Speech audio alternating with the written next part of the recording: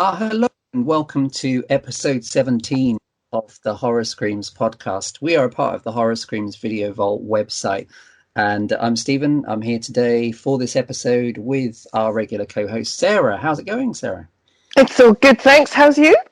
Marvelous. Yeah, very good, thanks. Yeah, can you believe it's the end of March? Wow. Already. Yeah.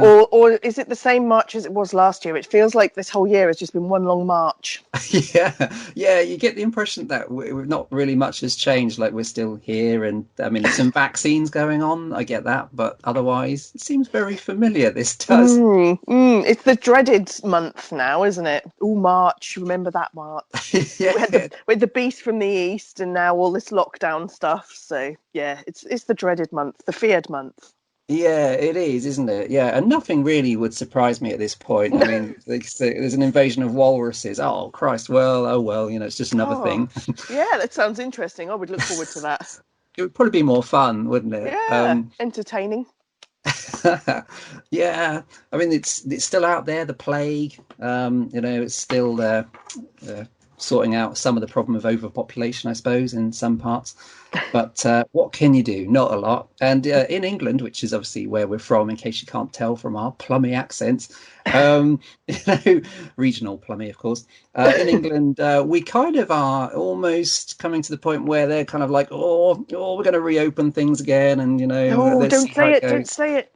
They're saying it, aren't they? Yeah. You can feel the dread in the air of, we've opened up Bill's shop down the road and it's all gone wrong straight away. So bang, it's back to reset. Who knows? Yeah, the pubs will never open again. Yeah, or maybe just open the door slightly. And Let just out the pass moths. drink through. Yeah.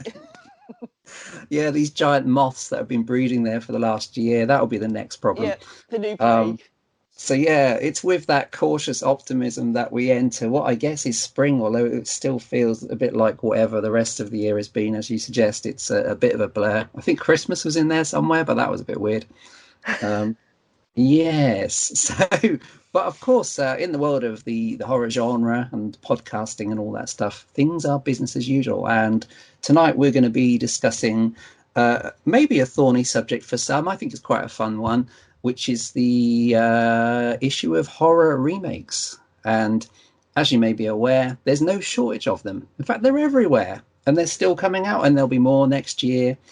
There'll always be horror remakes. We'll be going through actually our personal favourites. We've each selected 5 that we consider to be 5 of the best. And we'll be looking at some other really good ones that you may be inspired to check out yourself if you haven't already done so. And delving into the ones that are just total toilet, which we may have mentioned in previous podcasts. So yeah, but before that, we're just going to go through some of the stuff that we've been watching or that we've been up to or that has just been quite interesting. I haven't watched a huge amount of late. I've been watching a lot of old stuff. So the one of the things I've seen recently, in fact, is a TV series called The Terror, and this is I think it's from 2018, but it's only just been shown on the BBC over here, so it almost feels like a new thing. But this is really good. I mean, as far as I understand it, there's 2 seasons of it, and it's an anthology series like American Horror Story, so a different story each season is the plan. And this one's really spooky. It's set in like the middle of the 19th century. And it's, as far as I can tell, it's based on a true story of 2 ships that disappeared in the Arctic Circle around then. And this fashions a really, really sinister story, which is, at this point, I'm only about 6 episodes in, and there's some kind of monster that looks a bit like a polar bear, but a very scary one that's in the background for much of the time, but it's always around. And these 2 crews of the ships gradually depleting either by terrible things like scurvy or because they've been attacked by the monster. They're losing their mind because obviously the isolation and everything. So there's a degree of the thing, I suppose, because of the setting and because of the theme of a group of men slowly going a bit mad in isolation. But it does have a really cool monster. I can't quite tell where the CGI starts and the gore effect end because they're both really good. And that's always good. Yeah, absolutely. And it is pretty gruesome. A lot of it's quite suggestive, but there's some proper gore at times, and it's really about that spooky atmosphere.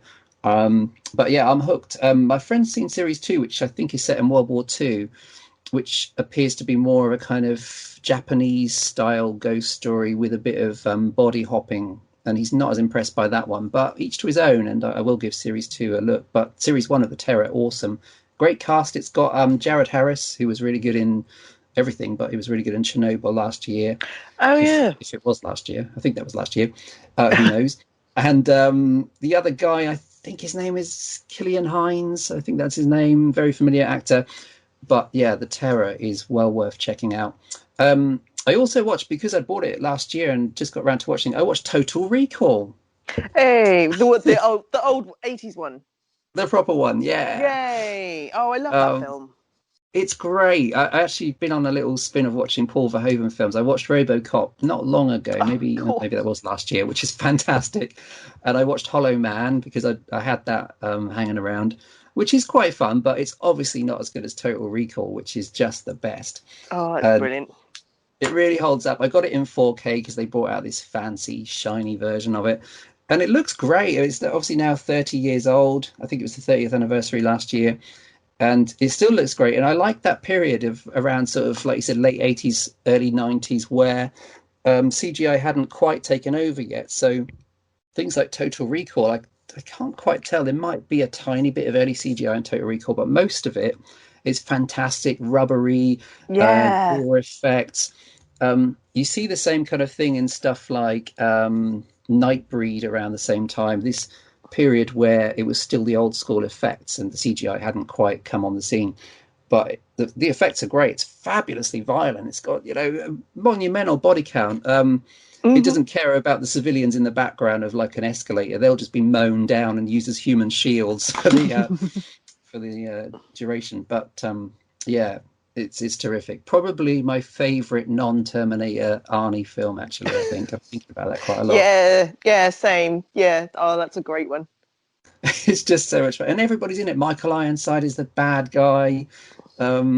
He's. I watched Starship Troopers recently as well, and he seems to specialize in being bad guys who become amputees because he loses his hands in this one too. But yeah, if you haven't checked out the most recent version of Total Recall, it's a hearty recommend. It looks beautiful, really good job. It's got Sharon Stone as well, of course. Yep. And she's actually very good too. Everybody's good in Total Recall. One other thing to mention, so that's pretty much it for what I've recently seen. I want to mention Norman J. Warren, who died in the interim between these two podcasts of ours. He was a great British filmmaker, pretty much best known for his 70s stuff, although he worked throughout the decade in different parts of the film industry, documentaries, etc. He made four really fun, really gruesome, proper weird British horror films in the 70s, starting with Satan's Slave, and then Terror, Prey, and Inseminoid, um, which is the one where Stephanie Beacham has a chainsaw. So, I mean, there you go. That's probably the only recommendation you need there. And they're fabulous. I mean, they're quite self-aware, especially Terror. And Inseminoid doesn't take itself that seriously, but they're full of proper gore, and he sort of cornered the market of that. The industry fell apart in Britain in the 80s, so he didn't do an awful lot after Inseminoid as far as feature films goes. But he stuck around and he made other things. And I suppose in later years, he was best known as a really, really friendly guy at loads of conventions and Fright Fest. He would usually be at Fright Fest every year just as a guest, or, just there to watch the movies, really. And so he's just a nice guy and very approachable, always happy. And in fact, I think one of the tributes said that his happiest place in later life was just going to the festivals and seeing the other fans, regardless of whether his films are showing or not. So that's pretty cool. But dear old Norman, he had a decent long life. I think he was in his late 70s, but he was one of those guys that had always been around. So we salute you, Norman, because those films are fantastic. And in fact, there was a box set of the main five actually released not long ago by Indicator, which is well worth getting your grubby mitts on to celebrate some of his finest work. So yeah, that's probably it for me. Sarah, what have you been up to since the last episode? Well, kind of the same as you. I haven't had an awful lot of time to do stuff, but while we're on the subject of tributes and stuff, I found this really awesome YouTube video. Um, I don't know how many people are familiar with the band Children of Bodom, but we all heard that lead singer and guitarist Alexi Laiho passed away late December last year. We all kind of heard about it literally as the new year came in, so it was absolutely gutting news to hear. But there's been loads of amazing tributes to him. So, you know, he was an amazing talent, a great guitarist and stuff. But I found this most amazing video on YouTube from a lady called Michalina Malitz. I'm really sorry if I've pronounced that wrong. But she is the hurdy-gurdy player for Swiss band LVT. But she also does little covers and versions of other bands, like most metal bands. She'll do Slipknot, System of a Down, Metallica covers. But she's done the most amazing little, it's only like 2-minute video of Children of Bodom riffs on the hurdy-gurdy. And it's absolutely brilliant and a wonderful little tribute to Alexi. And she's picked some really good songs. She just kind of does like snippets of the songs and kind of blends them all seamlessly in together. It starts off with Lake Bodom, which is one of their early songs, ends with Every Time I Die, and in the middle there's a couple of others. And the intro to Downfall is just done so beautifully on the hurdy-gurdy. You think it was actually written for that, but it's a great little tribute. And there is like loads of comments on there just kind of saying how, you know, Alexi would be proud of this and stuff. So any fans of Children of Bodom, please go check that video out. It's 2 minutes of your life and it's just so good. And I'm now converted to the hurdy-gurdy. I love it. At last. Yes. That sounds great. Yeah, I will check those out. They sound fantastic. And the other things, the other recently seen things, is that I'm still sticking with The Walking Dead. It's back. Wow. Season 10 is continuing with 6 more episodes. Well, we're 3 episodes in to the final 6 episodes of season 10. And I think the whole lockdown thing, you know, has just made it very confusing because it's been so broken up. It's been on, then it was off. Then they did like 1 episode. I think they basically said that's going to be like the end of the season. And then they went, oh no, hang on, we've got another 6 episodes that we're going to squeeze in before we start season 11. So yes, I've been checking them out. And so far they're a bit so because it's quite disjointed. You can't remember what's been going on. They're kind of flitting around a bit. We had the first episode was a welcome back to Maggie, which was really cool. That was quite a good episode. And of course, you got to meet her son, Herschel, that she had with Glenn, which is really sweet. And he's a really cool little kid. And that says a lot coming from me. That's true. The second episode, which all the Daryl fans were really looking forward to, was a proper like Daryl episode of you find out that he meets this woman in the woods and falls in love with her and stuff. But unfortunately, it was pretty tame. I've kind of gone off Daryl a little bit now. Is it tame in the sense of the show has become more tame, or it was basically, somebody put it better, they went, it's all filler, no thriller. Unfortunately. But the episode that just happened was Father Gabriel and Aaron, that episode. They've gone off on a mission and they bump into Robert Patrick, yes. who plays 2 characters as a crazy man. That was really good. There was a couple of little surprising bits in that, but yeah, I'm not sure where it's going from here, but I'm sticking with it. Yeah, sure. As a huge fan, one of the hugest of Walking Dead, do you? I mean, it's like any show. It's obviously had peaks and troughs.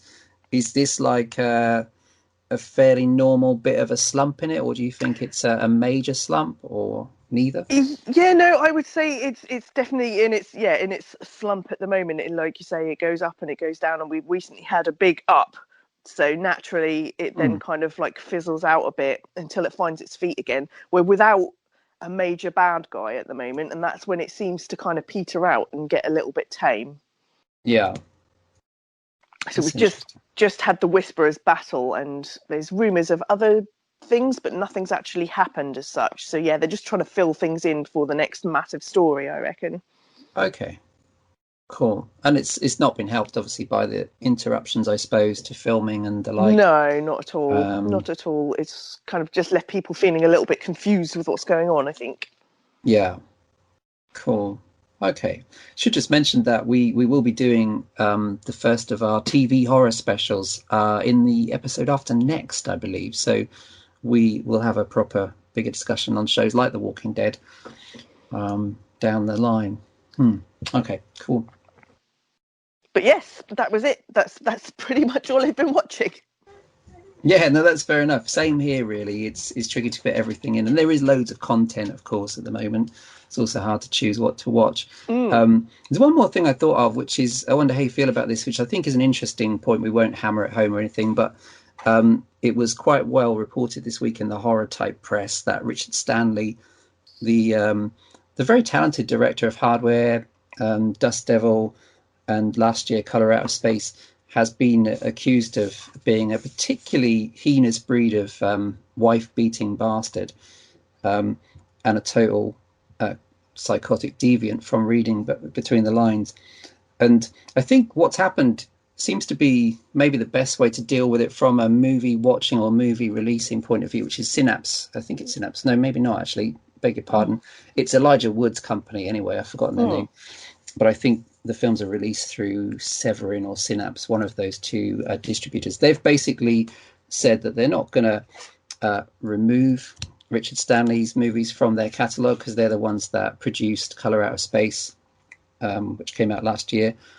But they're going to be sending any proceeds from the future profits from the movies to domestic violence charities, that kind of thing, which seems to me to be quite a sensible way of dealing with it, because obviously there's a whole thing right now of cancel culture and people wanting stuff taken away if it's got bad connotations to racism, or in this case something very different. But I've always thought that the work itself isn't affected because that exists in its own vacuum.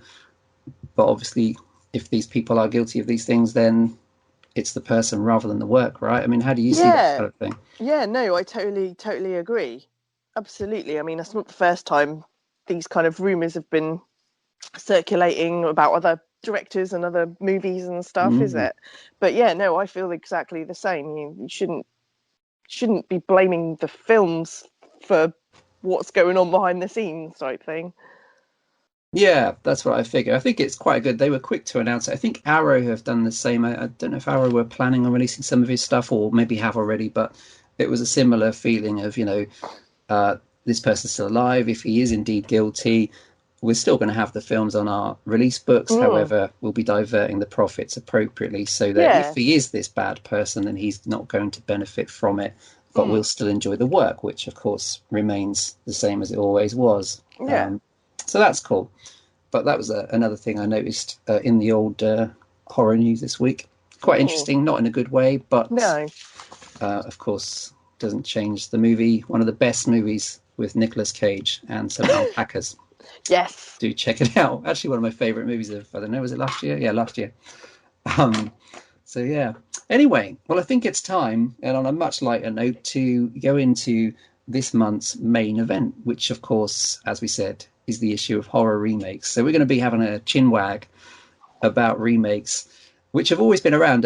We should just say that there's no question in any discussion of horror remakes, there's only really one king when it comes to those, and that is The Thing. John Carpenter's The Thing. As far as I'm concerned, no other horror remake can touch it. And I'm a big fan of the original monster movie made in 1951. But we've already discussed that, so that's old hat. We've already given it loads of praise. So why would we sit around going how fantastic John Carpenter is? We know that. Listen to episode 14, and you'll hear these two people banging on about how great The Thing is. So that's the last time that will be mentioned today, which I think is fair. But it's great. It is great. Absolutely. So, I mean, remakes is a thorny subject. Some people get really angry about them. Oh, God, they're releasing a remake of, the Catfish murders. And they get really pent up about it. Yeah, I know, again, so soon. And ultimately, I mean, I think I used to be a little bit irked and I'd get a bit grumpy about, oh, really? They're doing, blongy, what? Yeah, and all that. Yeah. But the truth is, I mean, the film industry, not just horror, it survives on remakes. And I mean, basically the whole industry is only ever based on a few stories anyway, the vampire turns up or there's a killer on the loose. So it's no different to doing another version of that than it is to making another version of Dracula, which of course started out as a book anyway. Hmm. So without remaking the same stories, the same novels, the same films, there wouldn't really be a lot. And if you're making a film, there's a lot at stake, a lot of money at stake, a lot of careers at stake. So you often have to rely on a reliable brand, which is why there's so many versions of Frankenstein and Hmm. all of those, and Marvel movies and James Bond movies. So it's nothing new. J.K. Rowling has built a whole career on ripping off other people. So, this stuff is all churned Oh, away and not very well, I might say. oh, But, but that's another story. Um, okay. That's for another it's okay. episode. Yeah, we'll have a JK special. Um, so, so yeah, I mean, we're going to be quite positive. It's a time when, of course, there's loads of remakes coming. We're still waiting for the Candyman remake, which Yes. looks really cool. It looks like it's got an interesting take. There's a Wrong Turn remake that's on streaming platforms now. I think it's Hmm. available to rent, which is quite briskly out, given that Wrong Turn doesn't feel that long ago. Mm. But that's the way it goes. There's been loads of rumors about remakes of things like The Crow. Oh, yeah. There's always rumors about that, but it never materializes, does it? No, and you know what? I wouldn't mind if they did one because I think as much as I like The Crow, um, Yeah. I think there's room for improvement. I really like the Sure. comic books, and I think there's a lot of great things about The Crow, but not all of it holds up so well when you rewatch it. Even though I always saw it as a really important film, I've got a lot of nostalgia Yeah. for it. Great Yeah. soundtrack. Same. I haven't seen that for a very, very long time. It's great. I mean, it's great fun, but I just think it wouldn't be out of the question for someone to come along and do something great again with it. It's one of Mm. those ones I think. Um, and I do think Brandon Lee's great in it, but again, I think there's probably someone out there that will do a really fantastic job in I was that going to role say, too. who do you think would? It's interesting. Yeah, I don't know really. I'm sure there is someone. His presence is so strong in that movie. It's quite hard to think of Yeah, I'm not anybody up else in the on role. like, yeah, Bill Skarsgård. Yeah, there we go. Very He should do it. distinctive. I'll send Yeah, him a letter. he Another would. one Another. Quite, I would see another one. this Oh, week. right, from Norfolk, you say? Yes. Yeah, he could pull off, so to speak. He could pull off the kind of pathos of that character, but also the sinister edge and Yeah, the dark, the tortured soul that he is. So that's cool. Yeah, if anyone's listening, there you go. He might be listening. yeah, You never know. yeah. Quick, someone start writing this shit down. In fact, no, we'll do our own remake. Actually, yeah, we could cast that bloke from the local shop. He's got a lot of intensity. He's got weird eyes like Bill Skarsgård. He's got a hair lip as well, but we can work around that. It's okay. I mean, it's Norfolk, so um, so yeah. So not all remakes are born equal. There's been some great ones. There's been some total tosh, but then that sums up films in general. You can watch great ones and total tosh, whether it's a remake or not. Hmm. So we're not going to be dwelling on certain ones. I mean, there's obviously loads of old stuff. There's loads of versions of House of Usher into the silent era, but we're going to be skewing a bit later than that. However, we are going to start with what we've done, kind of top five each. These I've got five here, which are not necessarily my overall favourites, but are certainly up there. And they're five ones which I think are examples of why remakes, should always be given a shout out. Always worth a go because sometimes you end up with something really cool and sometimes better than the original, of course. Dare we say it? So, Sarah, do you want to begin this total heresy by running through the first of your top five favorite-ish remakes of all I time? Yeah, I will do. Okay, cool. Yeah, as Stephen says, these are a list of our favourites, but it doesn't. I think with my list, I don't necessarily think some of them are better, but I have my reasons as to why I've got them on my list, if that Cool. makes any sense. Cool. Yeah, my number five is Texas Chainsaw Massacre 2003. Nice. What are your thoughts on that? Yeah, I really like it. This was I think one that led the charge, didn't it, in the early 2000s of remakes. Hmm. There's always remakes around, but in the early 2000s, this made a fortune, and it led to loads of other 70s horror remakes and 80s horror remakes in a few years, really, as we'll come to. Yeah, I really like it. I mean, it's a great experience at the cinema. I'm a huge fan of the original, which I still think is unmatchable, if that's a word. I Hmm. don't think anyone's ever come close to that kind of intensity and also how funny it is, how twistedly funny it is. But The remake is really cool. It's very glossy from memory. It's very slick, and it's got those Yeah. very good-looking teens, which, well, I suppose there is in the original, but there's also a couple of grotesques in the original as well, not just Leatherface's family. Um, and but it's proper gory and it's proper nasty, and I thought they did a good job of making it suspenseful and making it different enough Hmm. to make you think, oh, okay, yeah, fair enough. I quite liked the addition of Ali Ermey as the he's the sheriff, isn't he? Yes. The very sadistic sheriff. Oh yeah, That's he's horrible. it's But awful. yeah, the whole thing in the van when he's trying to get one of the guys to recreate the girl killing herself. Yeah, it's It's proper very grim. intense. Yeah, I think the movie is impressively grim actually for a mainstream It film. It really does have that is. great shot, doesn't it, of where the camera she's blown her brains out in the back of Yes. the van and it travels right through the hole in her head. Yep. Yeah. It has some great stuff. I think that's why I mean I feel bad saying I prefer it to the original, but it's the one that I go to the most. Sure. Yeah, that's fair enough. It's more fast paced, it's less screamy. Um I don't like the Leatherface as much as the original Leatherface, though. I love him. Gunner is Leatherface, as far as I'm concerned. But Yeah. the guy, I don't actually know who it is that plays Leatherface in that one. To be fair, I didn't actually look it up. I think it's that guy. I think it's Andrew Brianowski, Oh I yeah, yeah, think is his yeah. name. That's it. Yeah. Yeah, yeah. I mean, he's massive. Huge, like a brick shit house, as they Yeah, say around here. absolutely, absolutely. But yeah, I quite like all the characters, and as you say, in the massive remakes that then kind of took over in the early 2000s, you tend to dislike quite a lot of the characters, don't you, with compared to the originals? But I actually Yeah. quite enjoyed these guys. I thought they were all pretty good. Yeah, I'd agree there. I think they're likable. Jessica Biel is quite good, isn't she, as the Yeah. heroine? And actually, she's a very decent actress. She's turned up in a few things since then that makes me think, oh, actually, she's really good. Um, I quite like the idea of setting it in the period where the original was made in the early 70s. I think Hmm. was a nice touch.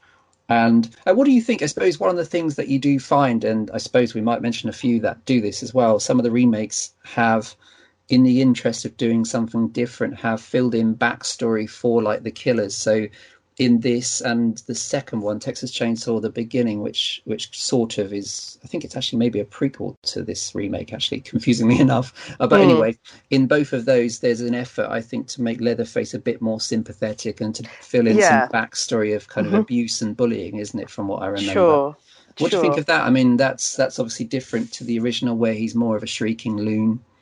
Yeah, yeah. I mean, there is some bits when he's actually like kind of whimpers to himself and stuff in this 2003 remake, especially Hmm. when he like cuts himself and when he gets shouted at by his family. Yeah, you definitely notice that he's actually quite a meek person, but then taking he's bloody scary, like lifting people up and sticking them on meat hooks and chasing them with chainsaws. But Yeah. yeah, I appreciate it. I thought that was pretty good, and the addition of the adding the child in there as well at the Hmm. end.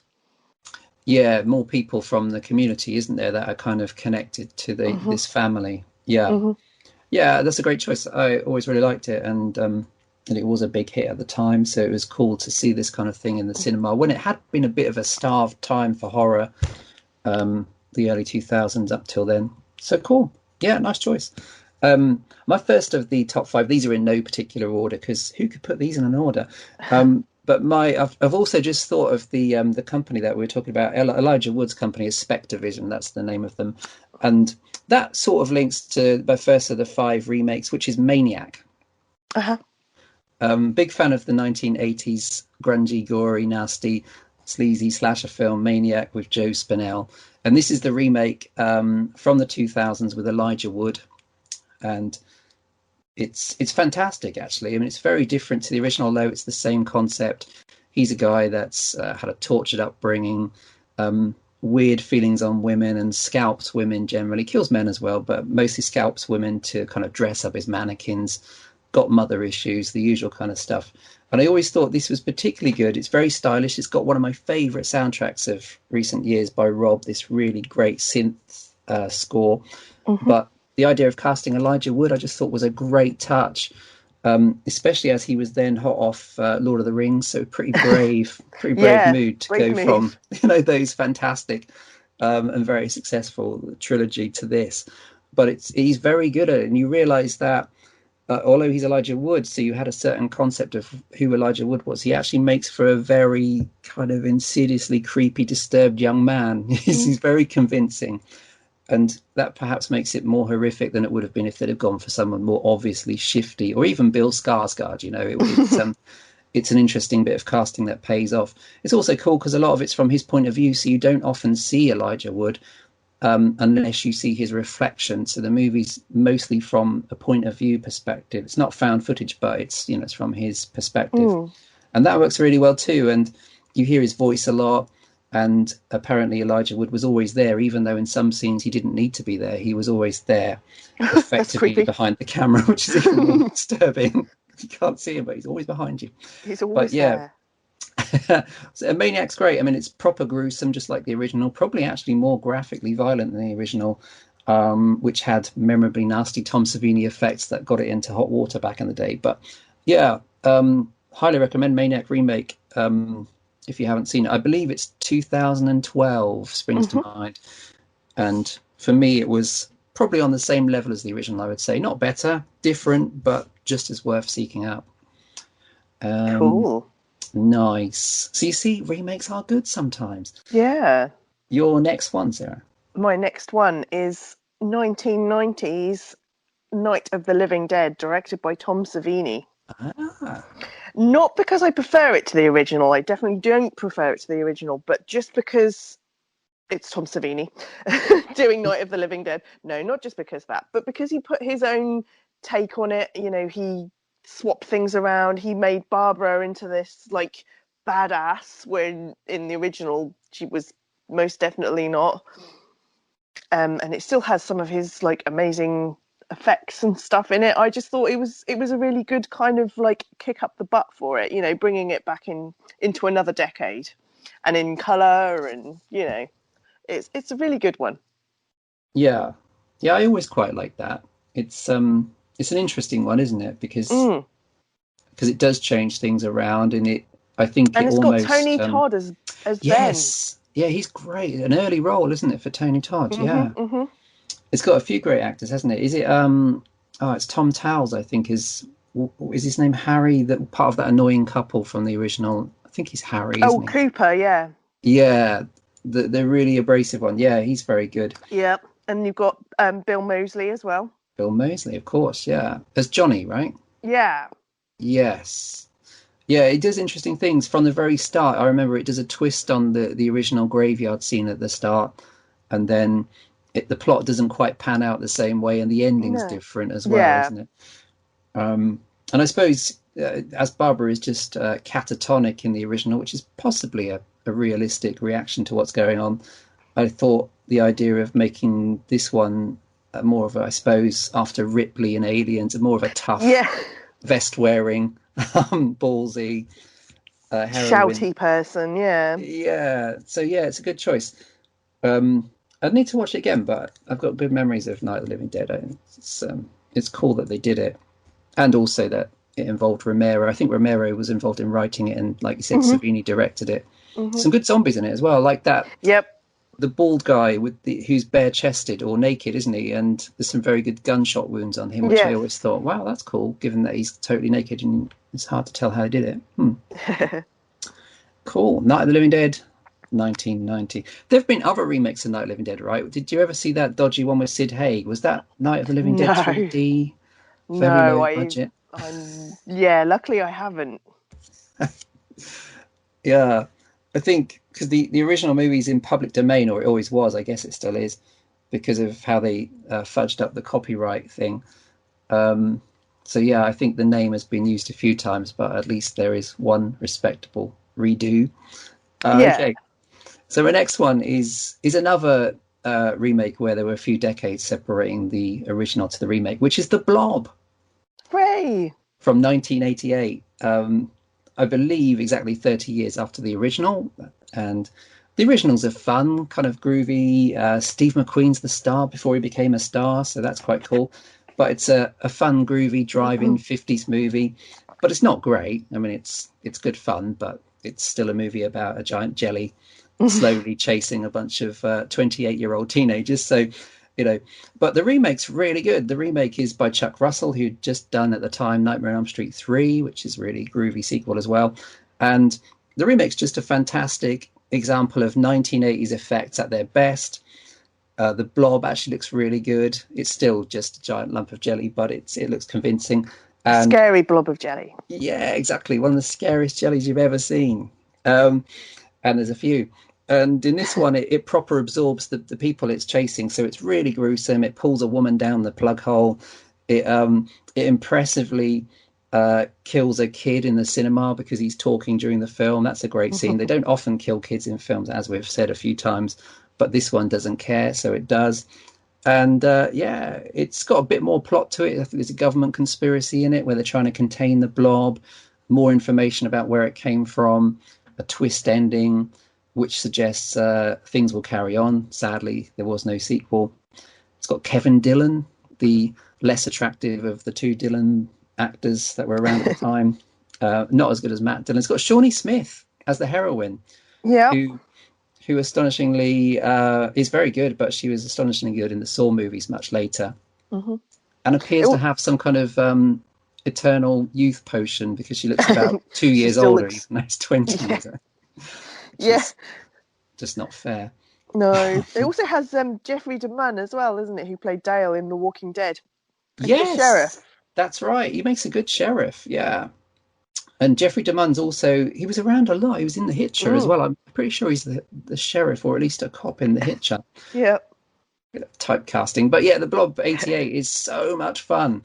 It deserves some kind of proper reissue. It doesn't seem to be mentioned much these days because it hasn't really had an all singing, all dancing Arrow video type rebirth, which a lot of these films have. So I'm sure that will happen. But yeah, fantastic movie. An example of where the remake was actually better than the original, even though the original is quite well thought of. Nobody would really argue it's a great film, really, probably, maybe. So yeah, your next one, Sarah. Cool. My next one, number 3, is Dawn of the Dead 2004 by Zack Snyder. Aye.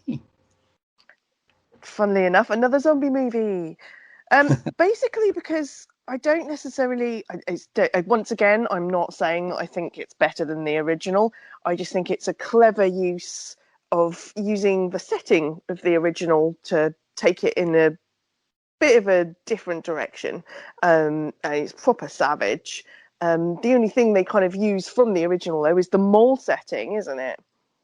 They also have a couple of the tribute zombies and stuff, but this also introduces fast zombies, which to begin with I wasn't that okay with, but I have to admit there is some bits in this movie that it still makes me jump. When they're down in the car park, it really, really creeps me out. And the zombie baby bit, none of this was in the original, but it starts at the end. The opening sequence is pretty scary, starting off in a hospital where a young nurse whose family boyfriend gets turned in the middle of the night, and she ends up running through the streets while it is all going off behind her. It's really intense and scary stuff, isn't it? Yeah, the first 10 minutes of the Dawn of the Dead remake are probably as good as anything in horror films of that time. So good with the kid, and there's a great shot from what I remember of where it, after the sequence with the little girl and the parents, it pans to outside chaos on the street, doesn't it? And I think it then is a massive crane shot up from memory. But yeah, if the whole film had been like that, it probably would have been the most terrifying thing of all time. But the whole film is really good. It's just such a great opening. Yeah, absolutely brilliant opening. And then, of course, you've got the lovely Ving Rhames. Yeah, as one of the main characters. He's really, really good in this. I've seen him in so many zombie movies. And I just think to myself, no, it's getting worse and worse. But then if you sit and watch him in that, you're like, actually, no, you're cool. You did good. Yeah, no, it's a really good one. It is fabulous, yeah, and it does enough different, as you say, to the original. Because there's no point in just doing the same Romero thing again, and I think it's affectionate about that, and it pays tribute to that, but it is its own movie as well. Sure. the fast moving zombies, I think in that case was a really good choice. I think it did, like you said, Mm. it made it more terrifying and more immediate. Um, Otherwise, maybe it would have been too close to the old one. Um, Yeah, I mean, there's a lot of people out there that say that they hate running zombies and stuff. Yet they will always say that the Zack Snyder Dawn of the Dead is one of the good ones to watch, yeah, even if they are the fast types of zombies. It has so many other little bits to it as well. There's the whole bit when they're out on the roof and they're talking to the guy in the shop across the road. Andy, do you yes, remember that bit? yeah. I remember the rooftop stuff. Yeah, There's a whole extra bit at the end of the DVD that when that you find out what happens to him and stuff at the end. That he does this like video diary and stuff, and the whole thing ah, is just there is no happy ending. It yeah, just goes on and on. You watch past the credits, and you think to yourself, they finally escaped and they've got on the boat. You watch past the credits, and they still get they're getting attacked by a horde of zombies there as well. yes. That's right on the It's island. great. Yeah, that's Yeah. cool. Yeah, it's great. Yeah, I Good like little that. quirks and some great little tributes, and yeah, good use of them all. It was a cool time because I remember watching Dawn of the Dead remake probably either a month before or a month after Shaun of the Dead came out because they were in cinemas around the same Same time or time, yeah. in 2004, which is mad because and expectations were like not massive for either, to be honest. I think I'd seen a trailer for Shaun and it looked really funny and I liked Spaced, but I still wasn't totally sure it would be as great as it was. And Dawn of the Dead, we just didn't know because it's like it's Dawn Mm, of the Dead. So have they done a good job? Although I do remember mm. that the Dawn trailer was also really good. The Dawn trailer, I seem to remember, had quite a lot of that opening sequence, which is terrifying. Um, yeah, great job. And you see, I was really on board with Zack Snyder because I really liked his version of Watchmen as well, which was a few years later. But then I watched Sucker Punch, and then I watched Justice League, and then I lost all hope. And now Justice League is twice as long and in black and white. So Oh, yes, yeah, and we have right. he's talk of his Army of the Dead, another zombie movie of his that I'm still not entirely sure if it's out or has been out and I've missed it, or if Hmm. anyone could shed light, that'd be good. Yeah, I just don't know. We'll find out, or maybe someone will let us know. Yeah, Um, yeah, pop round or send us a letter. yeah, But yeah, no, I mean, if he can come back and do a really great zombie movie, or a movie as good as another one. Dawn of the Yeah, Dead, yeah, which is very good, then all will be forgiven, even for yes. Sucker Punch, which is real level of forgiveness that is. But yeah, and even for 300 as well. So next up is, I guess, my number three-ish, is The Hills Have Eyes, Ooh, which was again part of this early 2000s thing of remaking popular 70s or 80s horror films, usually American horror films. And this hmm. was a 2006 remake of the 77 Wes Craven film, which, like a few of these things, including Your Night of the Living Dead from a few minutes ago, it did have involvement from the original director. I think Wes was involved in writing it. Directed by the French director of Switchblade Romance, which was fantastic. And he kind of became trapped in this world of remakes. He ended up doing the remake of Piranha 3D, which we may mention later, Hmm.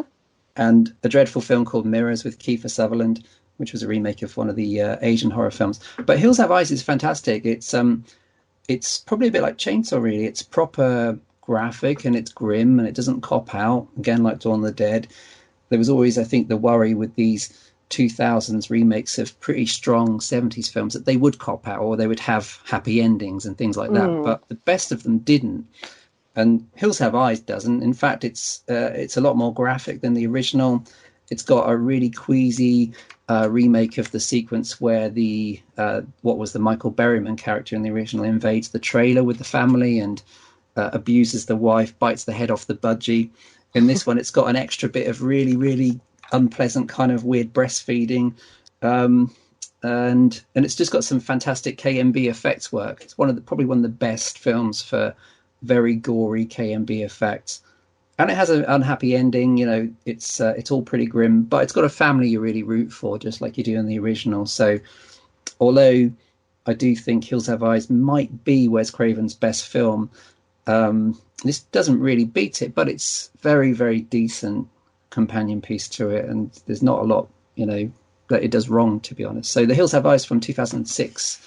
Is that something you've seen, Sarah, or you like? Or I haven't seen it, I'm afraid, so I can't comment. I've seen the original, yeah, cool. and I do love Michael Berryman, so it would have been nice if he would have turned up in that one again. Yeah, from memory, I don't think he's in it at all. Like a lot of the No. times, you find that these guys that were so famous in the early ones turn up for cameos, don't they? Mm. I think is Ken Foree in the Dawn of the Dead remake on like a TV or Yep, at something. the end. Yeah, Yep. cool. Yeah, and Tom Savini turns up in it as well as one of like the workmen or something, I think. He's in Yeah, it. But to say that Greg Nicotero is in Hills Have Eyes as one of the characters. And then you also have Robert Joy in there as well, who was Charlie in Land of the Dead.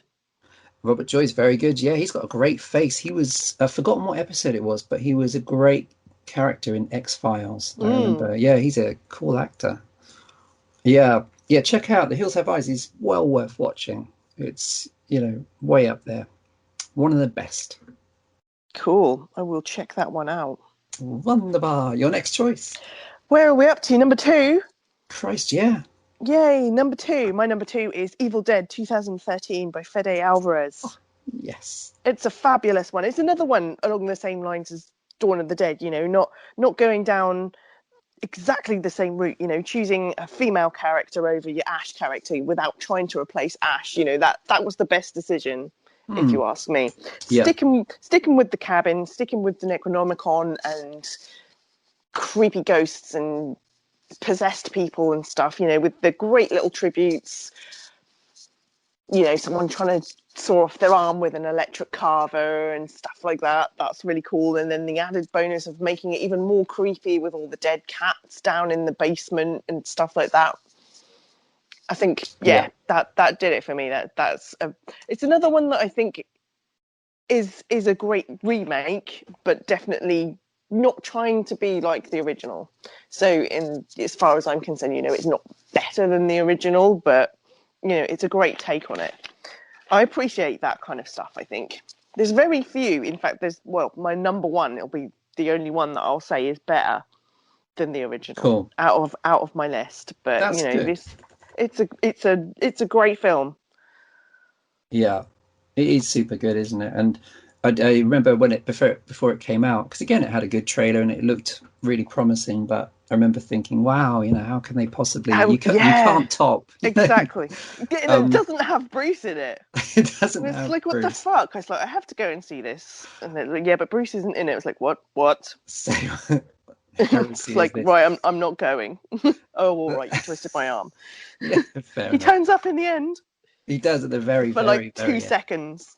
And he says groovy, right? He just says his Yeah. catchphrase. Yeah, which is yeah, it's a real tough gig, that, and he did a great job, because of course I always thought that with the Evil Dead films, Army of Darkness is its own thing really and is great fun, but Evil Dead 2 is really just the mental remake of the first Of one the already. first one. So Yes, exactly. once you've gone there, how do you go back? And of course Yeah. the only way to do it, which is what they did, is they played it mostly serious and they made it mostly brutal and really disturbing a lot of the time. Some of the demon stuff in that I thought was really impressively twisted for a big-ish mainstream film. Yeah, great effects, especially with Really good. the infected people in the basement and stuff. I'm looking at it right now. It's proper creepy.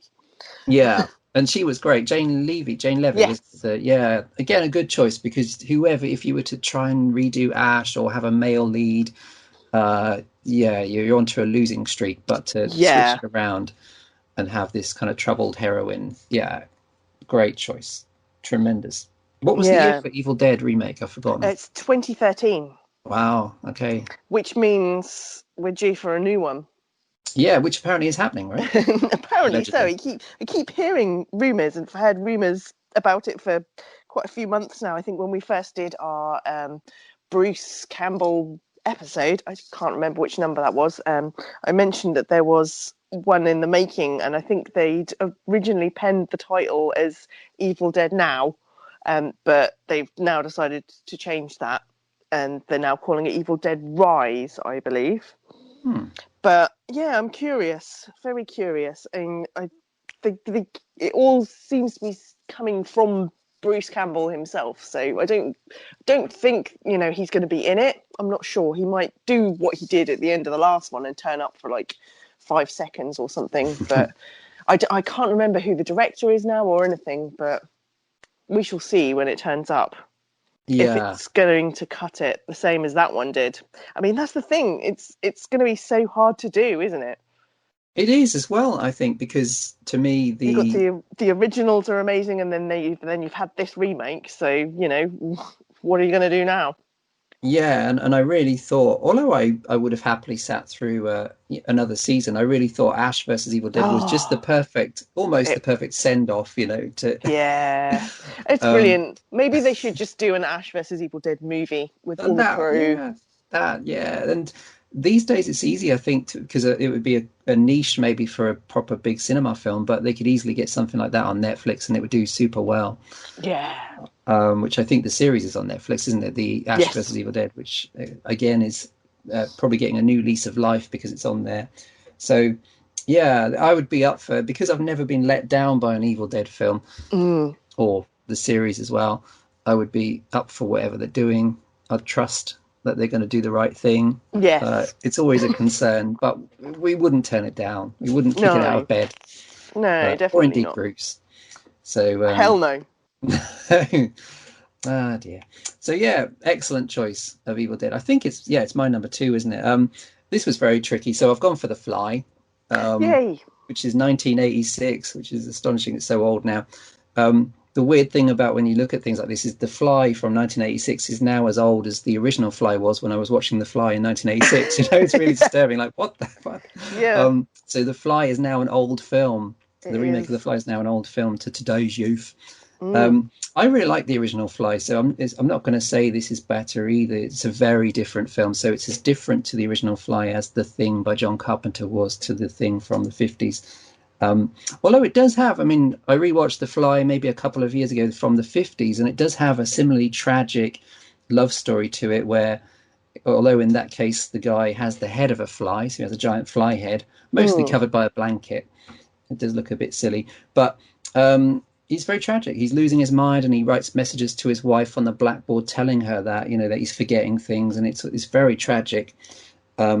Mental breakdown in that version, whereas The Fly 86 is both. He's physically yeah. falling apart. In what Cronenberg, I think, always intended was a kind of AIDS metaphor for obviously for the 80s. Hmm. He's putting his fingernails in the cupboard and other much nastier things. And Gina Davis is really good as his girlfriend, but Jeff Goldblum is so good as Seth Brundle, and he totally sells what potentially, I suppose, could have been quite a laughable thing of Mm, his metamorphosis, but actually is really disturbing and tragic. And of course, The Fly 86 has some of the best effects of that era. it really Um, does. yeah, all the gloopy things throughout, and the Yeah. arm wrestling scene, but also the final transformation into the full blown Brundle Fly. Mm, It's a very witty film, like a lot of Cronenberg films. It's got a lot of dark humor, which I think it needs because it's very depressing and it only has one way out. It's going to have yeah. an unhappy ending either way. But yeah, The Fly 86 is one I've seen a few times and it never disappoints. It holds up super well. It's got to be up there with any list of great remakes where they did something very different, but they kept the essence of how it happens, of what turns him into a fly, but also the essence of, I suppose, one quite likable character's decline because of Mm. this experiment gone wrong. So that's my number two. Yeah, sure. That didn't make it onto my list, unfortunately, but I do agree. I absolutely love this film. It has, Yeah.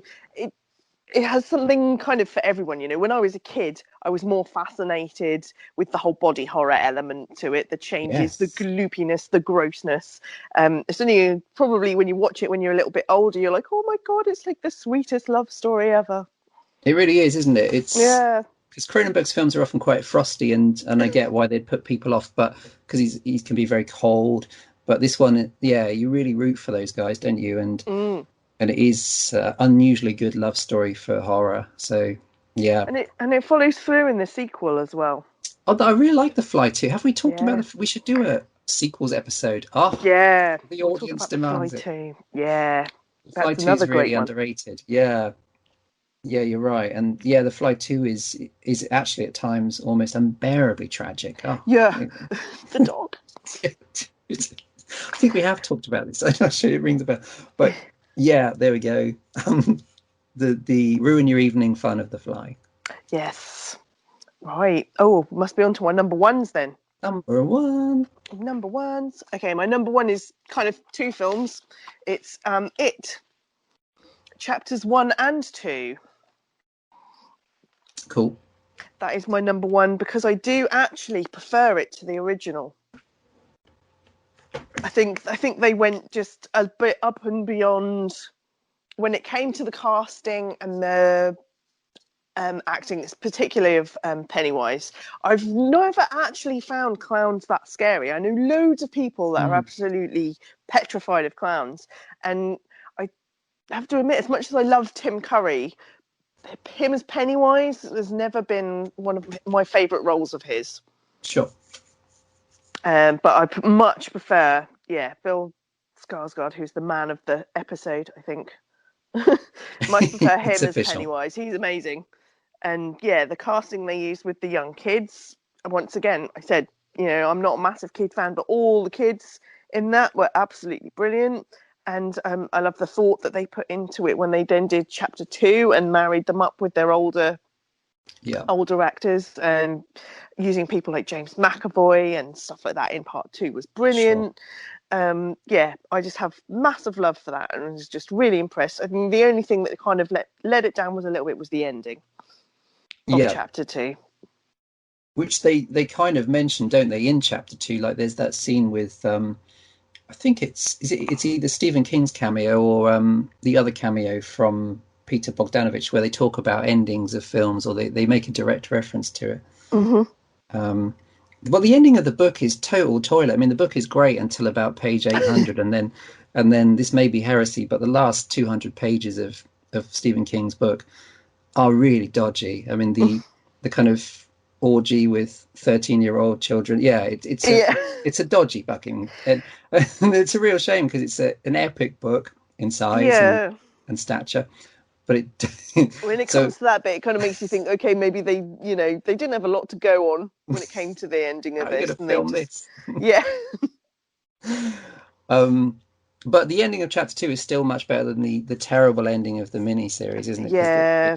Which I suppose was limitations of effects as much as anything else. I'm kind of on board with that. I'm glad. I mean, there's a lot of hype about it, wasn't it? It was overly hyped when they both came out, I have to admit. Yes, and that probably worked against it in some ways, but they're good, aren't they? I mean, really, really good. Yeah, and there's some great scenes in both halves. I think the first half is my favourite, but then, but not so much as the miniseries. Because the thing with the miniseries, I don't know if you agree, but the thing with the miniseries is the first half is quite strong with the kids because they're good kid actors. And I do find Tim Curry's performance in the first one, I am creeped out by him, although it's a very different performance as you suggest. But the second half of the miniseries of it from 1990 is genuinely really bad. The adults are actually quite badly cast, which is, as you say, very different to the well cast people like Bill Hader and James McAvoy, and Jessica Chastain as well. He's very good. Yeah, but and it really does fall apart with the crap giant spider. Yeah. So I'm pretty much in agreement there. I think the original has affection. I mean, I suppose what helps the new ones, especially for people of a certain age, maybe like us, is that we can also relate to the setting of being kids in the 80s rather than being kids in the 50s in the original. Things like that make a difference, I suppose. And I've already forgotten what's the 80s track they use for the rock fight. It's not AC/DC, is it? It's I don't know. It's one of the big rock bands of the time. Is it Anthrax? That's going to annoy me. Is it Anthrax? No, is it? I don't know. It's one of those big bands of the 80s, and it's a great use of music for the rock fight. I don't know. I've forgotten. It may, of course, be neither of those. It could well be ABBA or something. But yeah. So, but I'm with you. I suppose Bill Skarsgård works it better because you can believe that he could successfully lure in a child, whereas with Tim Curry, that doesn't quite wash. I think Bill Skarsgård can play the sinister and downplay the sinister while still being quite Yeah, sinister looking. You yeah, and you kind would of cute almost take and a balloon from him. Yeah, yeah, he can yeah, manipulate. totally. Whereas Tim Curry's maniacal all the way through, Yeah. and he's just too much the other way. Um, it's a tricky one, but yeah, he's the man of the match in those films for sure. Even though they were very well acted all round. You know, chapter two, I always found the opening really shocking of chapter two with Yeah. the two guys, Ending up in the river, yeah. which is a horrible moment in the book. You know, in the book, it was pretty timely because it was written in the 80s with the rampant homophobia Sure. and hate attacks on the gay community. But yeah, the film I thought was brave by starting chapter one with a pretty graphic killing of Georgie, right? Hmm. And part two with that awful scene. Yeah, okay, yeah, I'm on board with that. Yeah, good choice, Hooray. man. Yeah. So my number one of these top remakes is a movie that has actually been remade three times. Greedy or what? Gosh. So and there's three good movies in the four. So Invasion of the Body Snatchers in the 50s is a great movie. It's the ultimate 50s Cold War paranoia movie. Don't go to sleep, all that stuff. Perfect. Hmm. And Body Snatchers was remade in 1978, um, again in 1993, and sometime later with Nicole Kidman and Daniel Craig when it was just called The Invasion. Uh-huh. The Invasion is awful, total dog wash, and tries to coerce a happy ending in there somewhere. But the 93 version is really good, and the 1978 version is my favorite out of all of them. I think it's better than the original. I think it's one of the great horror films, and it's really scary. So it's the version with Donald Sutherland, and it's set in 70s San Francisco, which is different to the original, which is set in a small town, and the 90s version is set on a military base. So three quite cool uses of the story in very different settings, which I always like the idea of the military base, because obviously on there everybody is expected to act the same. So a body snatcher takeover is hardly noticing much Yeah. difference, which I thought was a clever idea. But the idea of setting in a big city in the 70s where, as in big cities nowadays, everyone's pretty much alienated from each other anyway, and no one looks up on the London Underground, all that stuff. Yeah. I thought was a genius idea. The casting of people like Donald Sutherland, Leonard Nimoy, and Jeff Goldblum as the main characters works really well because they're quite unusual looking men already. So Hmm. there's already something slightly alien. And obviously, Leonard Nimoy played Dr. Spock for a few years on Star Trek, Yeah. so it's quite clever. And the takeover is really sinister, and there's a lot of spooky moments. There's a great callback to the original where the guy that was the hero of the original it turns up, he's running into the street and warning, I think it's Donald Sutherland in a taxi, he's warning him about what's happening. And it's a cool idea because it makes you feel like he's still the same character from the original and he's still on the run trying to warn other people of the takeover. So that's a really great use of a character from the original or an Hmm. actor from the original seemingly playing the same character and having got no further. Um, and the best thing about Invasion of the Body Snatchers, and turn off if you don't want to know what the ending is the ending, which is just the most downbeat, hopeless thing you could imagine, which is where the heroine thinks she's finally reunited with Donald Sutherland, and he turns around and he turns out to be already taken over, and he yells out that awful alien shriek, and the Mm. camera zooms straight into his mouth and the credits roll in silence because basically at that point you realize that she might be the only one left. So it's just the, Yeah. the most horrifying way to end a film.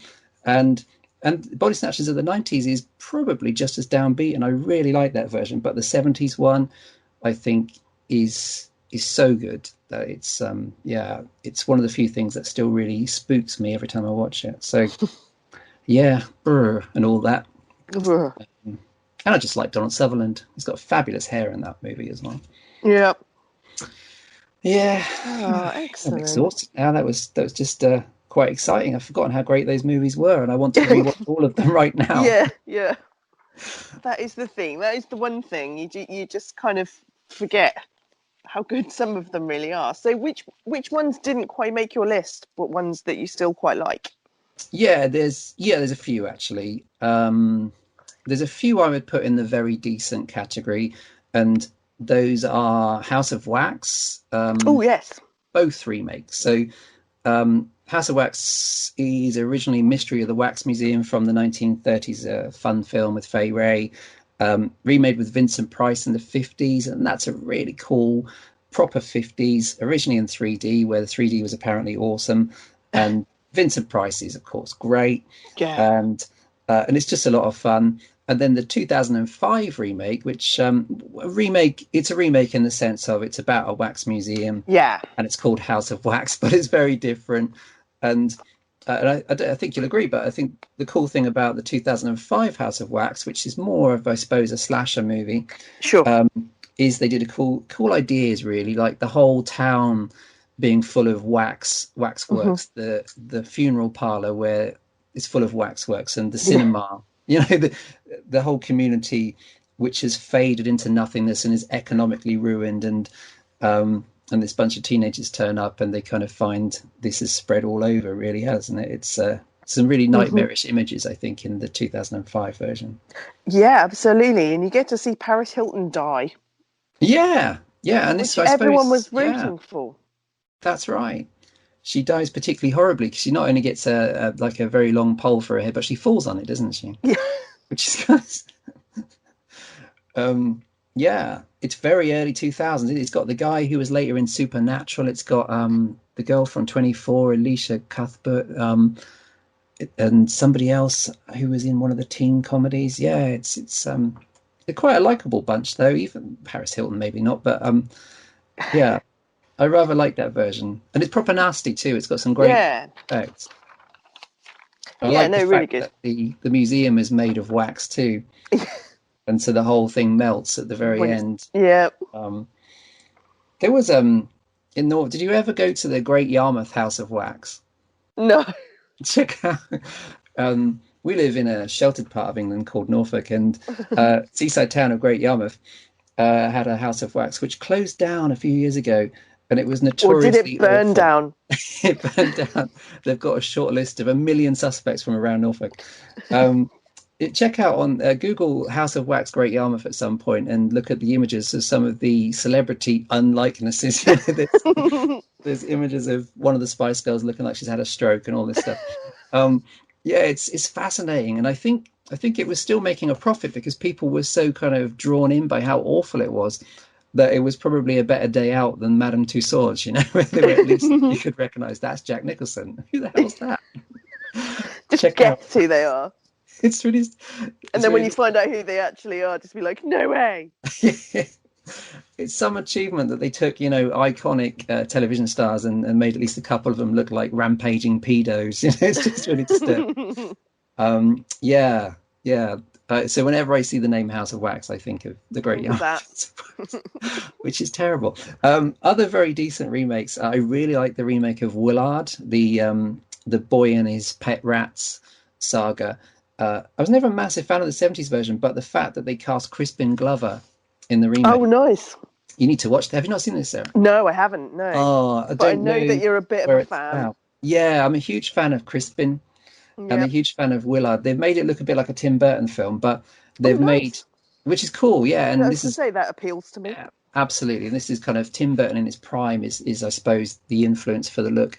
Crispin Glover is great because he's a really sympathetic but obviously quite odd misfit character, and there's a really astonishing moment in Willard, like Willard famously, probably famously, maybe now it's just if you're quite old, you think this is famous, but like me, but Willard spawned a sequel called Ben, where it's about a very, very sentimental kid that Sarah would hate with a passion, Ugh. who befriends one of the surviving rats from the original called Ben and sings him a song, which is actually an early ballad by Michael Jackson. And in the remake, Crispin Glover actually performs that very treacly song in a very, very strange and creepy way, and that's such a Mm. show-stopping sequence. And the movie, it's a I'm not shame. sure now. No, you have to watch it to believe it. It's genuinely weird. It's nastier than the original, but it's yeah. For Crispin Glover alone, Willard is well worth a look, and I think it's in my category of remakes that actually improved on the original. Um, Ooh. I'm a big fan of Rob Zombie's Halloween and Oh, Halloween yes.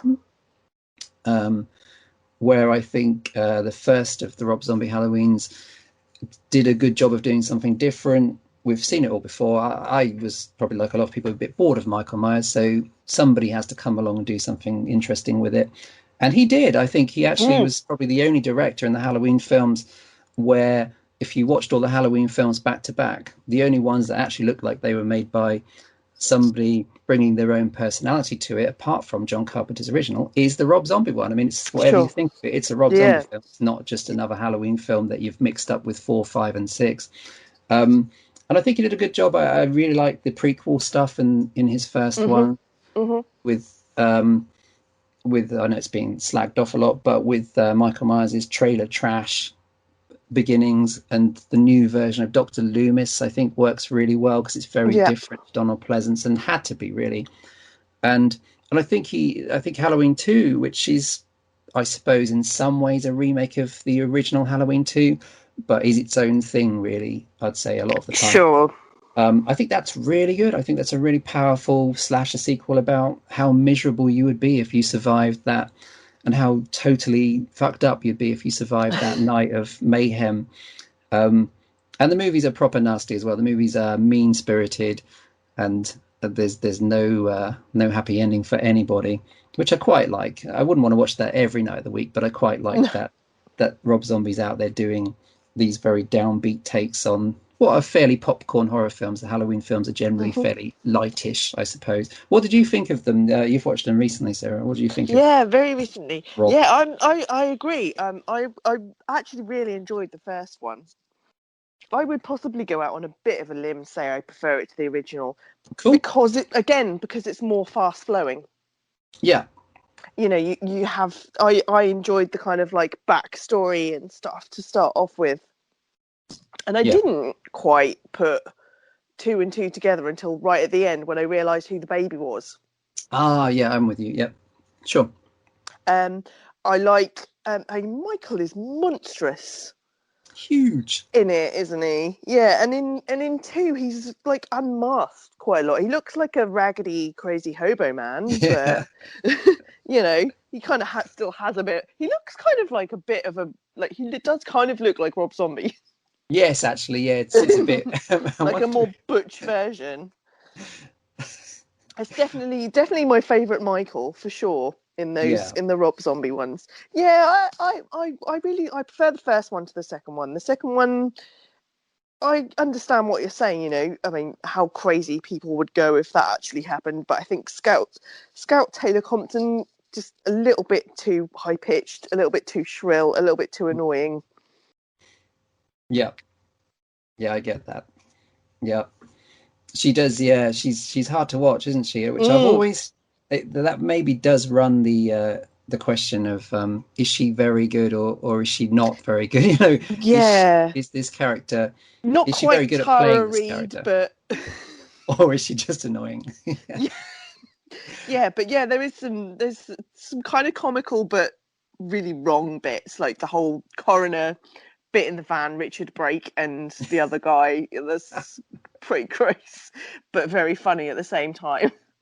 Yeah, there's I, a I really can't, I bad joke, cannot, isn't there? I A really cannot, I grim cannot. joke. A very grim Drake, yeah, but I cannot drive past a field of cows without going cow, cow. That's mental. Yeah, But that's. yeah, yeah, they're really good. I enjoy those films. I'm glad you do, because I always thought I was the only one, and I always stuck by them. But I think there is a degree of people starting to say they like them more than there was at the Yeah. time. I just wanted something different, and he gave us that, and I thought the prequel idea was good. Um, I know the films were messed around a lot by the studio, who were presumably freaked out by this mixture of, as you said, of crude jokes, Mm. people that are killed, and it takes ages for them to die, and they suffer for an inordinate amount of time, and pretty much Hmm. everyone's dead at the end. So this was probably not what they expected. And in a way, although I like the 2018 Halloween with the return of Jamie Lee, it was pretty much the Halloween you'd expect, where at least he was doing something unpredictable with it. Mm. It's a bit of a shame the Halloween series has generally just gone back to basics so many times, when really there's only about 4 or 5 really good Halloween movies out there. So yeah, that's good. Glad you like those. There's a few others. I'll run these past you as well. There's a few others I would consider. I like the fact that in some ways you prefer the zombie Halloween to the original, but there's a few movies that I maybe controversially, maybe not, considered to be better than the original. Mm. Um, and and they include Last House on the Left, the Mm. remake that came out, I think, in 2009. Have to say, I like the original. I mean, it's held up as a classic. I don't think it is a classic. I think probably about half the movie is actually quite bad, Hmm. um, including the whole stupid subplot with the sheriff and the chickens. Um, so you're cutting, but I get that comic relief I kind of get, but you're cutting between a scene of rape and humiliation to a subplot about Ada's chickens. Um, and indeed, the terrible acting of the parents in Last Hmm. House on the Left, which sometimes I thought maybe this is meant to be a spoof, maybe they're so bad and deliberately bad. But if that's the case, that again doesn't really wash with the horrible scenes of rape and humiliation. Um, I do think those scenes, those most controversial scenes, are really powerfully done. I don't think it's leering or exploitative. I think it's genuinely shocking at times. But What, in the remake or no, in the sorry, in the original? original, In the yeah, original, yeah. I think those scenes are really well done, but I think probably like quite a lot of Wes Craven's films, I just don't think it hangs together as a whole, Mm. despite it being a classic. The remake, I don't think is a great film either, but I think it does a lot right and probably does a lot more right than the original does. It's more serious all the way through. It cuts Yeah. the stupid, shitty comedy that no one Yeah. really likes, No. and it's well acted, I think, by all. I think it's obviously a slicker production made on a much bigger budget, but I think it was well acted. It does have a really silly bit at the end with an exploding head in a microwave, but it's still. But maybe after You the still again, cheer though. you do, and I think maybe they kind And of they got that it's a heavy going film because the rape stuff is it's very hard to take, it's hard, yeah. Yeah, it awful, and is. it's meant to be, and that's fine. But Sure. maybe to have a punchline that got slagged off at the time for being silly, maybe that's a good way to end because who doesn't want to see that? Well, yeah, exactly. And they set it up so well as well. Like right at the Yes. beginning, he's like, "Oh, the microwave." Oh, he's trying to fix the microwave. And you're like, "Well, that's got nothing to do with anything."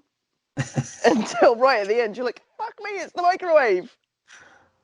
I think that's probably that was their comedy input to that. I think it was like, we'll put a microwave in this, but we won't tell them why until right at the end, and then boom.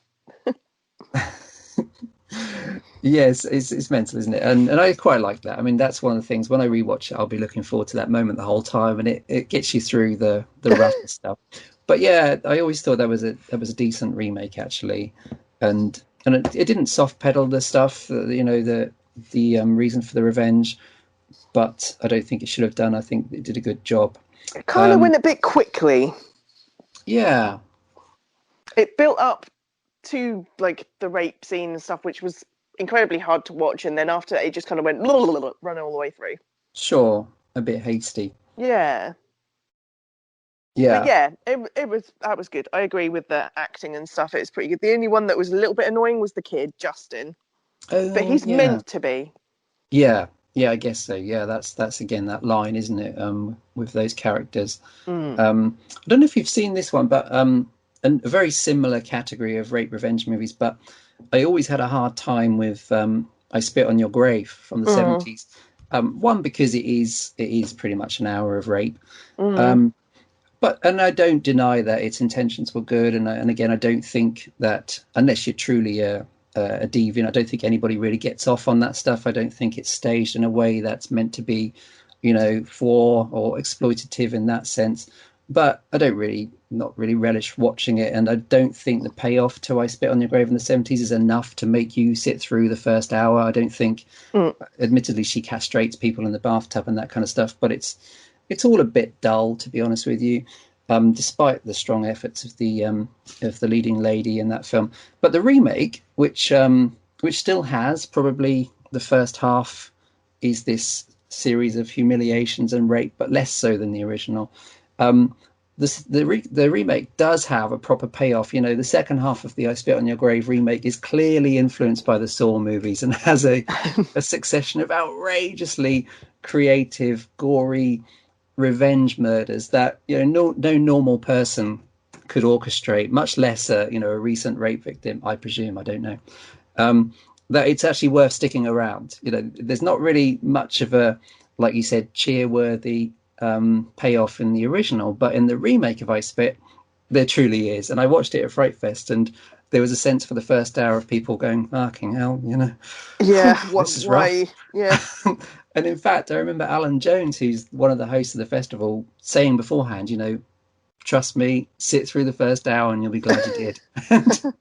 And I won't spoil it, but the very last payoff, the very last sequence, and the very last person that needs the revenge meted out is such a great audience moment. Yeah, so I do think the remake of I Spit on Your Grave is superior to the original. It's got some great gore in the second half, some really proper, nasty, but deserving fates Mm, for those unpleasant people. Have you mm. seen that one? No, I haven't seen any of them. Like That's fair enough. because of the nature of them, it's never really appealed to me. It's one of them things where I'll just take your word on that. Not my kind of thing. Yeah, I totally get that, and yeah, it's why I don't return to the original. But the remake, at least I know something as good as something more entertaining is coming in the second half. Hmm. But yeah, totally get that. Another couple which maybe um, won't be so agreeable. I don't know. One is Child's Play. So I watched the Child's Play remake from I think 2019, and actually thought all round it was probably a better movie than the original. I remember you saying, yeah. I hadn't. Unfortunately, I still haven't managed to get to watch it. I was supposed to have watched it for this, but I never actually got around to it. But I remember you saying how much you enjoyed it. Yeah, I really did. I wasn't expecting to because I do like the original, and it Mm, was obviously the original was a real popular one in the 80s and led to the sure. the Yeah. Chucky franchise, which eventually the Chucky franchise, of course, shifted completely and became this fabulous, which I thought was much better when it stopped trying to be relatively serious and became this proper camp um, Yeah. thing with gross out jokes and Jennifer Tilly way over the Yeah. top, as she should be as Tiffany. But the remake of Child's Play I really enjoyed. I thought they did a great job of updating it with AI technology. It had a great sense of humor.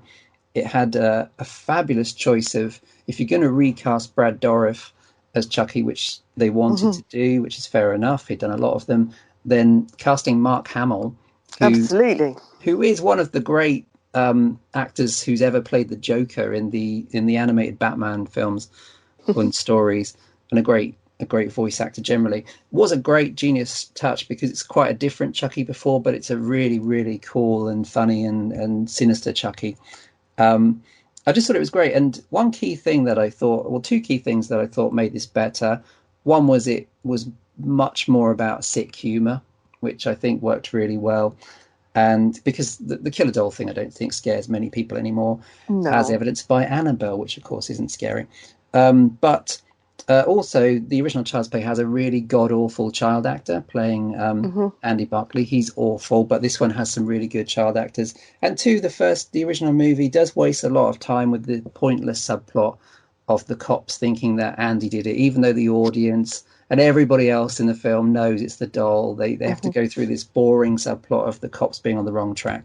So I think they did a wise job by ditching the kind of chaff, keeping the good stuff from the original and updating it to a 21st century kind of thing. So yeah, as much as I do enjoy the original, I think that the remake is probably one I'd rather watch again at this point. Oh, cool. I'm Do putting check that it on out. my list. Yes, for sure. And I mean, there's a few others. I won't dwell on them. Wizard of Gore and 2001 Maniacs are two films that were originally Herschel Gordon Lewis films that they remade. Wizard of Gore, funnily enough, with Crispin Glover again, and Nice. and 2001 Maniacs with Robert England, who's very funny. And I thought those, I mean, the Lewis movies of the 60s are pretty scrappy and low budget, and they are good fun. But I thought the remakes were probably slicker and probably more fun than the sometimes hard to watch because they're so amateurish originals. But a more high profile one that I liked a lot, and although it's a fairly slim margin, I would say, I do think Pet Cemetery, the recent remake, is a better film generally than the late 80s version Okay. of the book. What's your thoughts on that kind of duo? The Pet Cemetery. Hmm, Yeah. yeah. Um, I think that's a very bold thing to say. A lot of people didn't enjoy it, did they? No, The apparently, which is remake of Pet astonishing. Cemetery. Yeah. Yeah, no, I agree. I thought it was great. Yeah, I have to admit the original is a little bit dodgy on the acting. They kind of sorted that out a lot better in this. Obviously, it has a cat in it. Love cats. Oh yeah. Church is great. Yeah, no, I like the little twists that they pulled on it, and I think they chose the right choice in using. Oh, I've forgotten the little girl's name. Is it Ellie? Ellie Creed, yeah. Yeah, using her rather than Gage, the younger kid. And the ending was really creepy in the remake because of that. Yes. Yeah, that's a big part of the reason I liked it so With much. him shutting the car and then them just approaching him at the end is like, oh, they are the world's worst parents as well. Oh, they are awful. Yeah, absolutely. Yeah, absolutely. And that was always the hardest thing to swallow, I think, about the story. Um, And it's got lovely John Lithgow in it. We love him. John Lithgow He's is he's wonderful. Yeah, great. yeah. It was like that. It is terrible, isn't it? Because I mean, not terrible in that way, but if you're going to move into that house, which obviously has a 50-ton truck passing by every 30 seconds, um, and you've got two young children, then you're going to maybe be a bit more cautious. Yeah, sure. So they deserve everything they get. But Yeah. yeah, it's I always liked the original. In fact, the original watching in the VHS days was one of those films that always really scared me. Not for any of the zombie And the stuff, but for book. Zelda. And Ah, yeah. the book Book's is really very good. scary. The book is better than any of the films. I mean, the Sure. book is proper grim. It's as grim as he ever got, and Stephen King later regretted writing it to some extent because he went to a very dark place. Did yeah. And it doesn't get much darker, especially as he was a dad at the time, and still is, obviously. Yeah, no, I think the original is very good in a lot of ways. I think it's quite silly. It's very late 80s MTV kind of horror movie, Sure. complete with the use of the Ramones track, which I do like. Love Um, that song. it's great fun. Um, but it does have the problem I always had with it is it does have at least a couple of genuinely awful performances, and the Mm. little girl is terrible. I would Hmm. go so far as to say Denise Crosby is really bad as the mum, and I'm not very convinced by the dad either. I do like Jason Clarke, who's very good as the dad in the remake. John Yeah. Lithgow, I think, he's a better actor than Fred Gwynne, although I do like Fred Gwynne. I have a lot of affection for old Herman Munster in the original Sure. too. Um, the original does have the more horrific version of Zelda, the twisted sister in the back room. Yeah. But when I rewatched it, I thought, oh, maybe this is too much. You know, she's obviously a good makeup job. Um, so yeah, there's a few things about the original that I don't think worked that well. But I found the remake quite shocking, and I thought the reversal of the kid that dies was a really good idea. Mm. Because I never thought the last scenes of Gage wandering around with a scalpel was very convincing or very No. scary, really. I thought it was almost like a variation on Chucky wandering about, and it might as well have been. Sure. Um, but the idea of this dad bathing his reanimated daughter and brushing her hair as it Her hair. falls out Yeah. is really heartbreaking. And I think in those scenes, and like you said, the ending, it's as close as any of the films got to the horror, the real personal horror of the book, I think. Hmm. So yeah, so I would say that's my favorite. And I'm surprised, you know, if it had a bad reaction, which I think you're right, it did. I'm Well, surprised by that because I would challenge anyone to think that Denise Crosby is good in the original Pet Sematary. yeah. Um, Yeah. and they should have Agreed. pushed the bad sister under the truck Yeah. just for being awful. So yeah, so that's cool. A few others then. So a few others that I think are decent. Then we'll come to some of the dross. The recent Invisible Man I thought was excellent. Oh, I Um, still haven't seen it. oh, do check it out. I really want to see it. It looks so good. It's really good, and that's a much told tale. It's been made Yeah. many times, and I suppose it's in the category of it's a remake technically, but all that is It continuous about it is that there's a man that's invisible. You yeah, know? it's more serious. You know, a lot of Invisible Man films tend to have kind of comedy element to them, don't they? Yeah, It's kind very of like a same take as the Evil Dead type thing, as you know, taking it more serious and sinister. yeah, totally true, and it's great. It's got a great performance by Elizabeth Moss. It's obviously about an abused woman, and it doesn't trivialize the subject matter, which is a real tricky balancing act they did with that film. It works as a horror film. It's really scary. There's a couple of proper shocks in Invisible Man, which were fantastic in the cinema, and maybe is one of the reasons I miss the cinema is for moments like that. Yeah. But I think it will work well at home too. But it does such a great job of of telling this story where you could take the Invisible Man out of it and it would still be a really good drama Mm, about what happens to this woman. But the fact that he's still abusing her, even though technically he should be dead, and mm, he's doing it from an even worse vantage point, which is that she can't see him, yeah. is such a nightmarish idea that he does so well. Yeah. So it's a proper disturbing, but somehow still really fun um, horror film. King Kong has been remade twice Oh, yeah. officially, and Has I it? thought, I was going to say, yeah, surely there's more. yeah. I mean, if I suppose you can count, there's a bunch, isn't there? There's sequels. There's the Japanese spin-offs. There's King Kong Hmm. versus Godzilla. Yeah. Kong Skull Island, I suppose, is a remake of sorts. Although technically, maybe it's a sequel to those earlier ones. Um, Yeah. I always thought I always saw it as a sequel to the Peter Jackson one, but I just don't know anymore. These things are all spin-offs, I suppose, aren't they? Sure. I always saw the 70s one and the Peter Jackson ones as like direct remakes, and I like both of them. Did you watch the Peter Jackson one? Oh, yes. Yeah, I did. Yeah.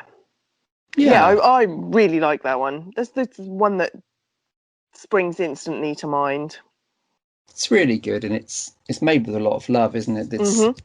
Um, it's made by a guy that obviously loves the old one so much, and I think it works really well. I think it was done so well, especially as it's 3 hours long, which Yeah.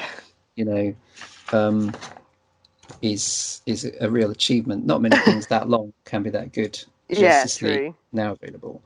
Um, My Bloody Valentine, I always liked the remake of that. Hmm. Um, it's good fun. It's 3D. You get to see Tom Atkins' jaw being ripped off and hurled towards the Yeah. camera at high speed, and I like the original too. Amityville Horror with Ryan Reynolds. Ooh, Um, yeah. That's in my meh category. I, I didn't rate it as being that great. The only good thing about it was Ryan Reynolds. He was yeah, bloody good in it. he's good. He's a convincing bad dad, isn't he? Yeah. And mostly shirtless. Mm. Yeah, I'm concentrating more on that than the fathering skills. Yeah. It does. I always thought the Amityville Horror remake's quite amusingly weird. Like from memory, it's got I've forgotten her name, but she's in a bunch of stuff. It's got the weird nymphomaniac babysitter that is the kind of inappropriate babysitter no parent would ever employ to look after their kids, Yeah. and ends up locked in the cupboard for a while.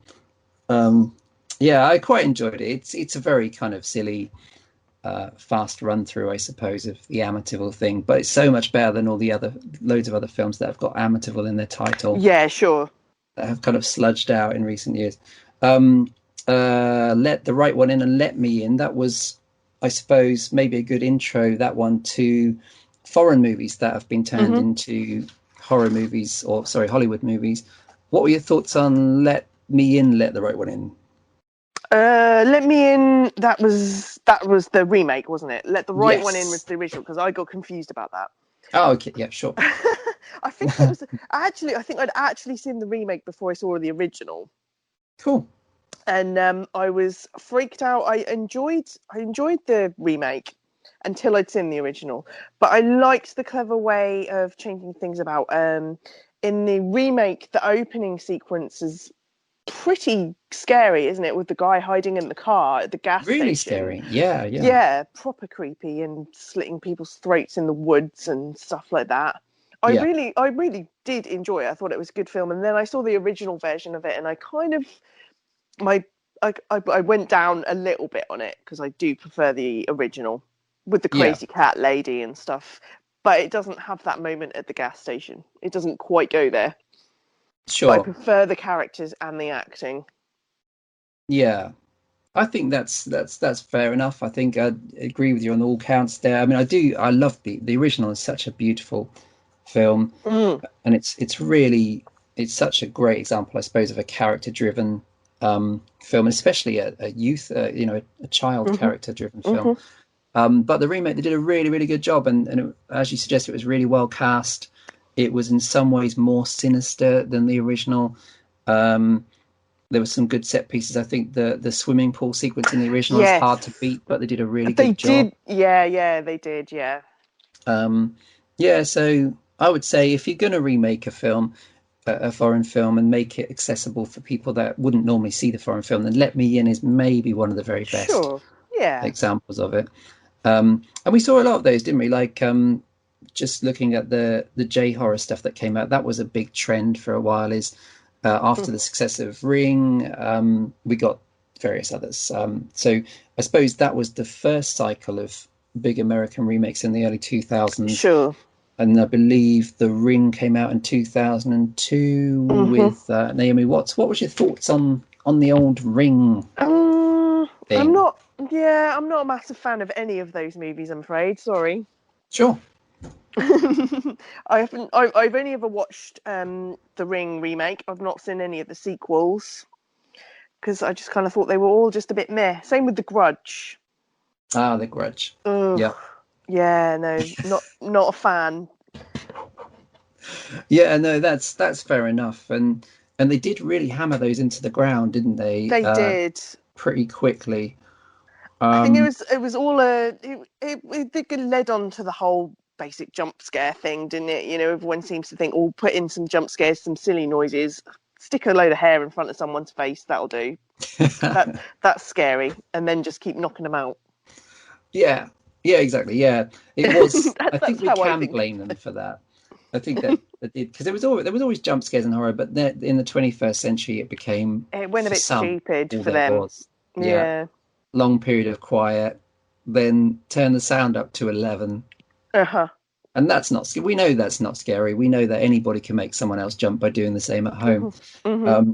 So there's no skill there. I do think that the American version of The Ring is fairly okay. I'm all right with the American The Ring, although it totally misses the point of the Japanese original, which I think it's a shame these movies have kind of tarnished a couple of the originals, because the Japanese Ring is a proper kind of slow, creepy, dread-filled ghost story with Mm.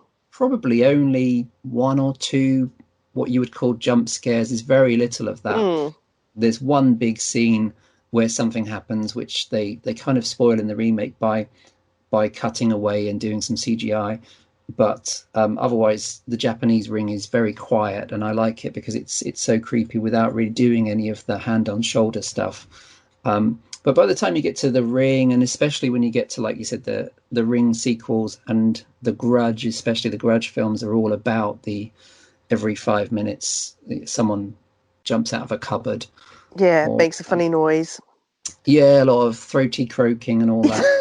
um, some strepsils, I think, is Yeah, the answer to all of yeah. this, not an exorcism. That is the thing. The noise in The Grudge is just the noise that you used to make as a kid in the car on long car journeys, didn't you? Just to see how long you could make that noise for. Yeah, yeah, exactly. Yeah, almost like that moment in Dumb and Dumber where he tries to figure out what the most annoying noise in the world is, and it turns out it's the girl from The Grudge in a cupboard. Yeah. So who knew?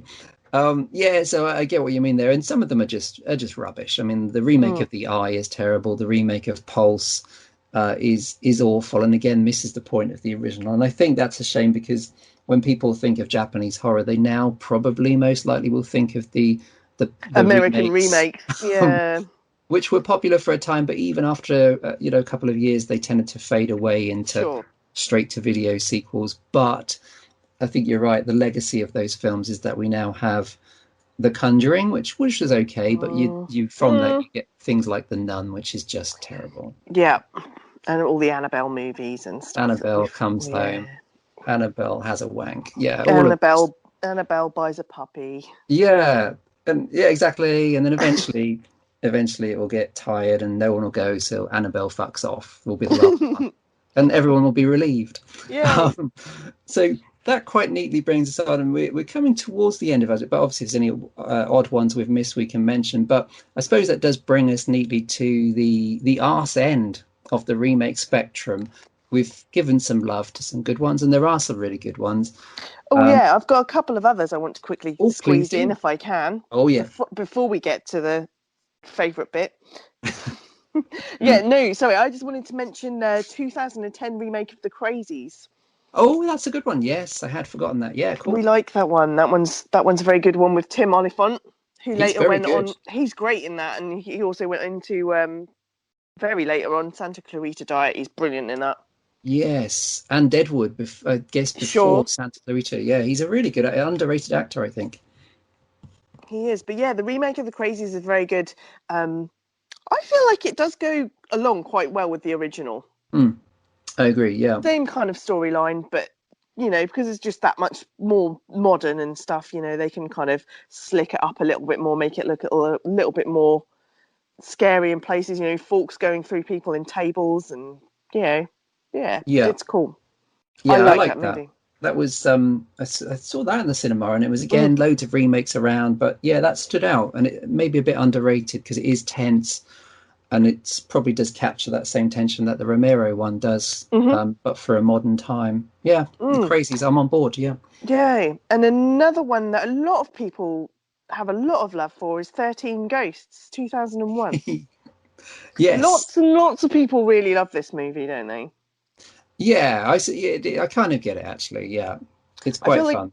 possibly, I mean, I've never seen the original, is my admission to that. And I think there's probably quite a lot of people that haven't seen the original and, watch the, when was it, 2001 version. And, they might not actually know that there is an original to it. There's one before it. Yeah, well, the original is kind of almost a kid's film. The original is Mm. it's got the main character is a kid, so I think you might struggle with it, to be honest, Sarah. Um, Ooh. it does have the different ghosts, and there's at least one that's quite ghoulish and gruesome, I suppose. But it's pretty light. It's fun, but it's very much on that level of something you could now show on TV in the afternoon, you know. Mm. But the remake, I thought the best thing about the remake, and I wish there was more of them, but is the design of like the individual ghosts. I think, Sure. And it looks yeah, really good still, even now, doesn't it? the For a house is film, cool. Yeah, yeah, for a film that was made almost 20 years ago, yeah, yeah. That's right. Great design, and I it just still wish looks good. I get that when you've got 13 ghosts because your title is 13 ghosts, you can't have too much time with all 13. But I did want to see more of like certain ones that I thought, oh, Hmm. that one's quite interesting. What a cool makeup job. But oh, they're just in it for like 2 seconds. Yeah, true. But that's a curse of the premise. Um, yeah, 13 Ghosts. Did you ever watch House on Haunted Hill remake, which was just before 13 Ghosts and No. again kicked off the. That's a good one. That's got a good cast as well. It's got some zombies in it from memory at the very end. Jeffrey Combs is in it, and Oh, nice. um, Jeffrey Rush is sort of doing a Vincent Price impression with Vincent Price's moustache. Um, so yeah, for moustache horror, the House on Haunted Hill remake is actually quite decent because again, it's based on an older film that um, it doesn't matter if you remake it because it was just sort of throwaway fun to start with, if that makes sense. Hmm. Cool. Any other goodies that you want to highlight? No, I think that is it. We've mentioned all my others. Sorry. We can No, carry that's on to. that's quite all right. That's absolutely fine. I mean, this we don't want to dwell on the bad, but we should note that oftentimes, sometimes, maybe I should say, it doesn't always work out as good as the very decent films that we've just mentioned. Many of which I would happily go and rewatch at any point. The ones we just mentioned, Mm. it's fair to say, some haven't fared as well. There's some, I suppose, that are probably more just mediocre rather than bad, like the remake of The Hitcher with Sean Bean isn't bad. I mean, it's all right. It's not good. Um, No. Sean Bean isn't Rutger Hauer, but then we knew that anyway. Yeah. You know, sadly, He's he good, doesn't but use he's his not real that good. accent. No, he's not. Uh, Um, I mean, they again, it's maybe a remake where they missed the point. Like the most horrifying bit for me about the original was the off-screen death, where you know Jennifer Jason Leigh has been ripped in half because she's been tied between two trucks. mm. And you never see it, but the fact that you know what's happened and her character was so likable is really troubling. And because you've imagined it, and you're like, oh God. And then the remake, of course, they show the whole thing. And you're like, oh, okay, about Oh, someone you don't care about. So you're like, yeah. well, there's a guy. Oh, they've changed gender. There's a guy Yeah. that's been ripped in half by trucks, but I already knew that, and he didn't have to show me that. But yeah, and Yeah. it's Sean Bean as Rutger Hauer, which of course, if you put him into Blade Runner, it would ruin the movie. So, so that's one. Um, one of the worst ones that I think we've talked about away from the show and that you've watched recently is almost compellingly bad, which is the Psycho remake. Oh, yeah. Yeah, I forced myself to watch it just out of pure morbid fascination after what you'd said about it. And it actually started off okay, didn't it? Actually, yes. I quite Yeah. liked it. I was like, Yeah. oh, this is actually going quite well. With like Marion doing her thing, I was like, yeah, so it's actually quite fitting, same as the other movie. She's pretty good. It's all going along the same kind of way. The cop's pretty creepy. Actually, always looks exactly the same as the cop in the original, I think. Yeah. Yeah. He Good really casting. does. Yeah, really good. And then then they get to the motel and Vince Vaughn turns up, and it's just like, oh, he's trying so hard, bless him. And Yes. he is kind of cute, but his nervous laugh and stuff just comes across as creepy and weird. And why they had to do the whole wanking scene, oh, it did ruin it. And I just went no. Oh, and yeah, it just went down random lines, didn't it? I mean, I don't remember in the original of them spending at least like 20 minutes of Norman Bates cleaning up after he killed Marion. No, it's not that long, is it? It's No, it takes forever in the remake. I was like, why are we focusing on this bit? yeah.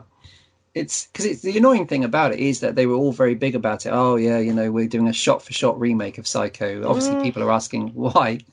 Um, the underlying sense was, oh yeah, the original's in black and white, and people don't watch it anymore. The kids don't want to watch it, which actually I don't think is true. I think that doesn't give young people the credit they deserve. I know plenty of people that would Mm. happily watch Psycho that aren't 100 years old.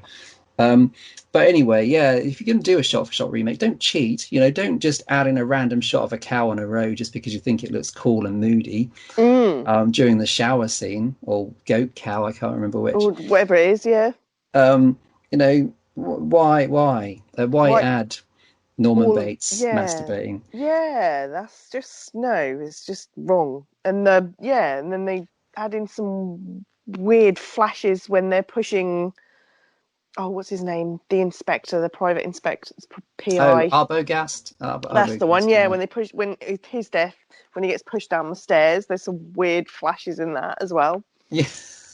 And then there's one bit at the end, I think that's after Arbogast has been dispatched, and I think they then show like Norman running up the stairs, and he's literally like mincing. Vince It's like, Vaughn in a what dress. is? Yeah, I was like, what is going on? And they just fixate on his bum. I was like, are they doing a close up of his ass? No. So yeah, I I've do watched love it the now. idea that these people obviously loved Psycho so much they genuinely thought it was a good idea to cast Vince Vaughn as the bird-like Norman Bates, as the and of course that's another film that misses the point because we don't think in the original. I mean, you could say maybe it's implied that Norman Bates might be getting off on peeping at Janet Leigh, but I don't think he would be there wanking away like Vince Vaughn No, does. I don't no. think Norman is obviously sexually messed up, Mhm. and all sorts of messed up otherwise, but that just doesn't ring true for his character Mm-mm. um, at all. And just yeah, I mean it's well worth a watch, I would say, just out of sheer freak show Yeah, curiosity value. You'll never see Vince Vaughn play Norman Bates again, so no. um, maybe that's a reason to watch it. But it is just awful. Mm. Um, I there's a few others. I mean, there's some throwaway ones we can mention in passing. The American remake of the French Martyrs is awful. One of the most upsetting horror films of recent times, the French version, and Mm. Hollywood put a happy ending on it and took out all the stuff that made it so upsetting. And it is obviously just a piece of shit. The remake of Poltergeist is just pointless and boring. I don't know if you saw that one. Mm-mm. Sam Rockwell is in it, and I think a few other quite well-known people. But it's nobody went to see it. Nobody cared. Nobody wanted to see a remake of Poltergeist. You could just watch Poltergeist instead, the Sure. original. Yeah. John Carpenter's remake of Village of the Damned is strangely slightly dull and well behaved. It feels like very much a director for hire thing. I don't think his heart was in that one. Um, so that's a strange one. And there's a few John Carpenter remakes. The Fog and Assault on Precinct 13. I mean, The Fog is terrible, but Assault on Mm-hmm. Precinct 13 is really good. If you ever wanted to watch a sort of decent-ish remake of that, But the Fog remake with Selma Blair and somebody else from something, it's just astonishingly pointless. It's totally devoid of atmosphere. And turns out CGI fog just looks like CGI fog Yeah. rather than, I don't know, fog from a fog Yeah. machine. Yeah. I mean, how difficult is it to set up a fog machine and do it properly? Why would They you do it need in to school CGI? discos. Yeah, why would you need to CGI it in? Jesus. I mean, people just like wandering around a green screen, just holding their arms out. It's pretty much that, yeah, essentially, yeah. And this weird Like looking digital mimes. mist comes in. It's just in the category of what were they thinking? Unnecessary, yeah. Um, there's a few others. The remake of The Haunting's a bit dull. I mean, I don't suppose it's awful. It's a strange one. I don't know if you ever saw it with Liam Neeson and Catherine Mm-mm. Zeta-Jones Oh and God, Owen no. Wilson. No, It's such a no. strange bunch of people you wouldn't I, normally see together. yeah. Um, and it was rated 12, which is always a bad sign because Owen You know, Wilson look, gets his yeah, he Owen does Wilson what? gets his head cut off. Uh, But because it's a 12 rated film, there's you no don't blood, so see it? you don't even get the joy of seeing someone like him losing their head in graphic Uh. detail. Did you ever watch the Nicolas Cage remake of The Wicker Man? Yes, I think I have. That's, I mean, It's that in Nicolas itself. Cage. Yeah, I mean, that's unbelievable. I mean, that's in the psycho category of being Almost as almost bad as riveting. him being, oh, what was it when he was the motorcycle Ghost Rider? Ghost Rider, yeah. Yeah, that was bad casting as well. The Wicker Man's really mental. I mean, it's actually Mm. not a bad idea. They try to do something different with it. They turn it into a kind of feminist thing, and this community of women led by Ellen Burstyn. It's quite an interesting setup. But but it's just so really badly made, and it ends up with like Nicolas Cage in a bear suit, I think, punching women as he's trying to escape. He's punching old women, and then they try to set fire to him, obviously, Sure. and he gets his leg broken, but these unintentionally hilarious sounds of him yelling, "My leg!" The bees! Oh God, the bees! Um, so yeah, again, somebody signed off on that and said Yeah. this is okay to release. Yeah, we're done with this. um, I can't remember much about it, and you might be much more informed about this. But I know there is a terrible remake of Day of the Dead, or at least one, Oh well, yes. sort At of. least, well, I've got. I never actually watched. Was it Contagion or Ah, I think Contagion? that's the one. I've not actually watched that one, but then they did have. I've got Day of the Dead Bloodline 2017. That's on my no list, just Yeah, because it was basic. I don't think it was really a remake, more of a just trying to take the name to kind of make itself sound better than it was, yeah, because they went for the creepy. I think they tried to recreate Bub and just turned him into a kind of creep, which is, as far as I'm concerned, a massive offence. yeah. But they didn't call him Bub in that; they called him Max, and he was pretty creepy. But I think if they hadn't have named it Day of the Dead, it might have possibly done a little bit better. But there is a 2008 Day of the Dead directed by Steve Miner. He Oh, did I've one of the seen that one. did one of the did a couple of Friday the 13th, didn't Yeah, he? And it's got Ving Rhames in it. that's right. Yeah, Yeah, I don't actually mind it. I think a lot of people really hate it, but it's the thing I like about it is very specific to me, because obviously you've got your main character Sarah, which is my first name, and then do you remember what they call the Bub character in the oh, two villains' name? They call him Bud, which is my surname. I'm like, oh my god, it's me! you've arrived Yay! at I'm in last. a film, and he's actually quite cute. He's a lot better than the Max version in Bloodline. I don't mind the 2008 one. I'm definitely not going to say that it's a masterpiece, but I have rewatched it a couple of times. There's some cool gory bits. It's pretty gory. It's quite distressing. There's a bit where Ving Rhames eats his own eye, which is kind of cool. Yeah, so I must be thinking of Contagion because I remember Yeah, that Steve Miner film not being bad as well. I think Contagion is the one that's almost the one that embarrassingly everyone bad. hates. Yeah, I know. Which Yeah, I haven't even gone there to see that one yet. I'm not going for that one. But no, yeah, I that's like the fair enough. Yeah. 2008 one.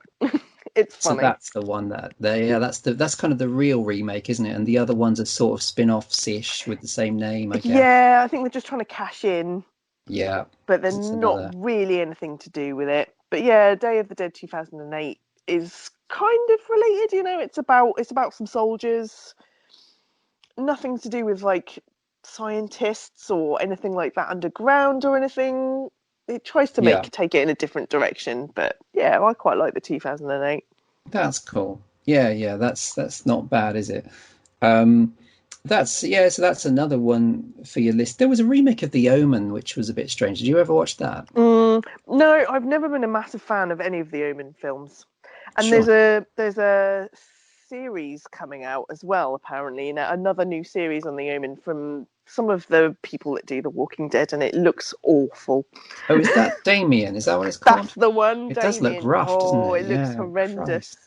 Yeah, no, I've never been a massive fan of The Omen. I've watched the original, but I've never thought to myself, I'll watch the remakes.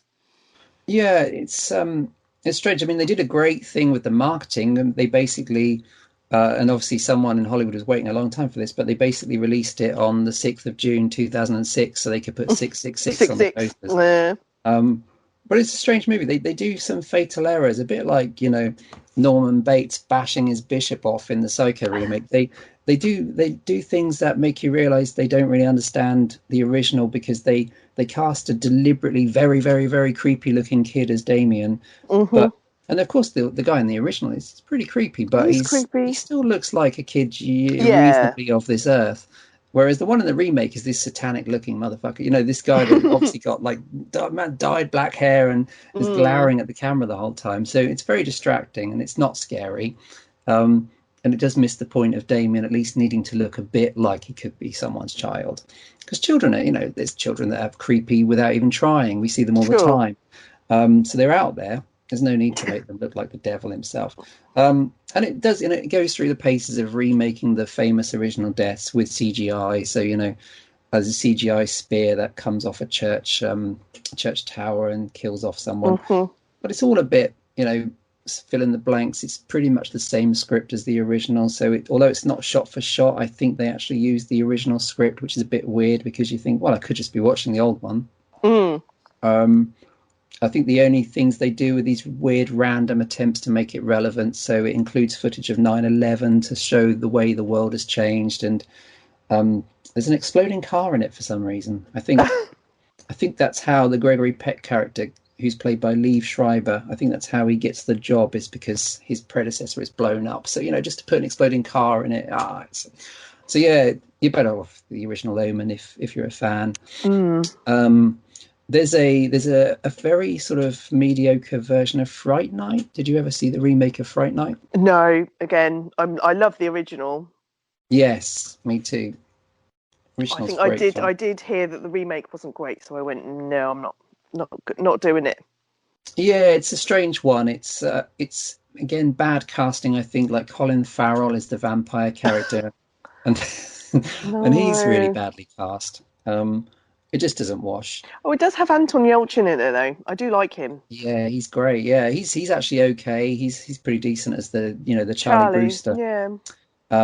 It's interesting. David David Tennant. Tennant. Sorry, Yeah, I'm looking it up it's really as you're bizarre, isn't it? speaking. David Tennant. They changed his character, so he's no longer a horror star. He's like a stage magician, like a kind of, I Mm. suppose, Derren Brown type, David Copperfield, flamboyant, show-offy magician. David Tennant's actually quite fun in it, but he feels like he belongs in a different film because it's clearly not Fright Night that he's in. Mm. And it's all a bit boring, to be honest with you, especially as the vampire isn't very interesting. Um, Otherwise, What's the graphics and stuff like, or FX? I don't remember much. I think there's a degree of CGI, but I don't remember anything Oh, I might anything check it out at good. one point. Because the original has some great proper practical Mm. effects, doesn't it? The Yeah, and transformations. the whole jaw shot and stuff. Yeah, and Surely they don't try and recreate that, do they? I can't remember. You see, it's the thing. Oh, It's so it's one of unmemorable. them. Yeah, Yeah. it's one of them. Which brings us on to Nightmare on Elm Street, the Oh remake. yeah, Um, that's another one of them. it really is, isn't it? um, yeah. I mean, I actually don't mind. I quite like the Friday the 13th remake, which Sure. preceded this Yeah. in '09. I think this was 2010. Hmm. But they really shot the baby with Nightmare on Elm Street. I They mean, did. it's just all. It has some of the worst, shittiest CGI that I've seen of this kind of thing. It sure Totally. doesn't, and it kind of it's just like who do they cast as Freddy in that? Oh, Eddie? it's No, Jackie L. Haley. yeah, Haley? from Watchmen, and he's actually a good actor. Yeah, Jackie L. Haley. Yeah, but Yeah, I find it weird that Robert Englund wouldn't have been interested. yeah. It's just I can't see anyone else as Freddy. He looks weird. His face just looks odd. It doesn't work, does it? It I doesn't mean, work. I And get it's the lines, the one-liners, traces. None of it's funny. no. It doesn't even deliver on a horror level, does it? It doesn't even deliver the big set pieces of Elm Mm, Street films. no. Because I was kind of on board with it. I always thought I loved Nightmare on Elm Street, but I always Mm, thought if there's one thing they can do better is they should just do it and not have such a crap ending with the mum getting pulled through the door, which is one of the worst endings of a great film I've ever seen. mhm, mhm. But instead, they made the whole film as bad as that one shot of the mum being Sure. pulled through the door. Yeah. So that's one on your shit list, everybody. Sure. Um, a couple more I've got, and you might have some others I've not thought of. Black Christmas has had two remakes for the price of one. One of them I quite like from 2006, which is a straightforward kind of slasher thing, and one is just genuinely rubbish, which is the 2019 film, which isn't a slasher Mm, film and is more about a cult on a campus. And we did mention it, I think, in Recently Seen or at sure. Christmas. And it's this awful self-conscious attempt to be relevant and socially relevant by fitting into the hashtag Me Too movement and other recent events. It involves a sorority that was previously home to a famous slave trader, I seem to remember. So it's Hmm. tapping into some of the stuff we've seen in our culture recently with statues torn down for relating to slavery and such. But it does it in such a patronizing, awful way. The male characters are so awfully stereotyped as misogynists that it's just embarrassingly heavy-handed. So I think Black Christmas, the remake, while trying to be updated and socially relevant, is just an awful piece of work because it doesn't even work as a horror film either. It's embarrassing. So Oh. that's one of the worst films I've seen. And I think there was at least, oh yeah, there was a '70s movie called Carrie, which uh, Ah. which Oh, was I don't think fairly I've heard of this forgettable. one. I Yeah, don't think you've mentioned this before. they and they remade it a couple of times. Once for TV with Angela Bettis, and Angela Bettis was actually really well cast, and the film's not very interesting, but at least it tried, and she was very good. And then they remade it with obviously everyone's most obvious choice for the ugly duckling misfit teenage girl of high school hell, which is Chloe Grace Moretz, Mm.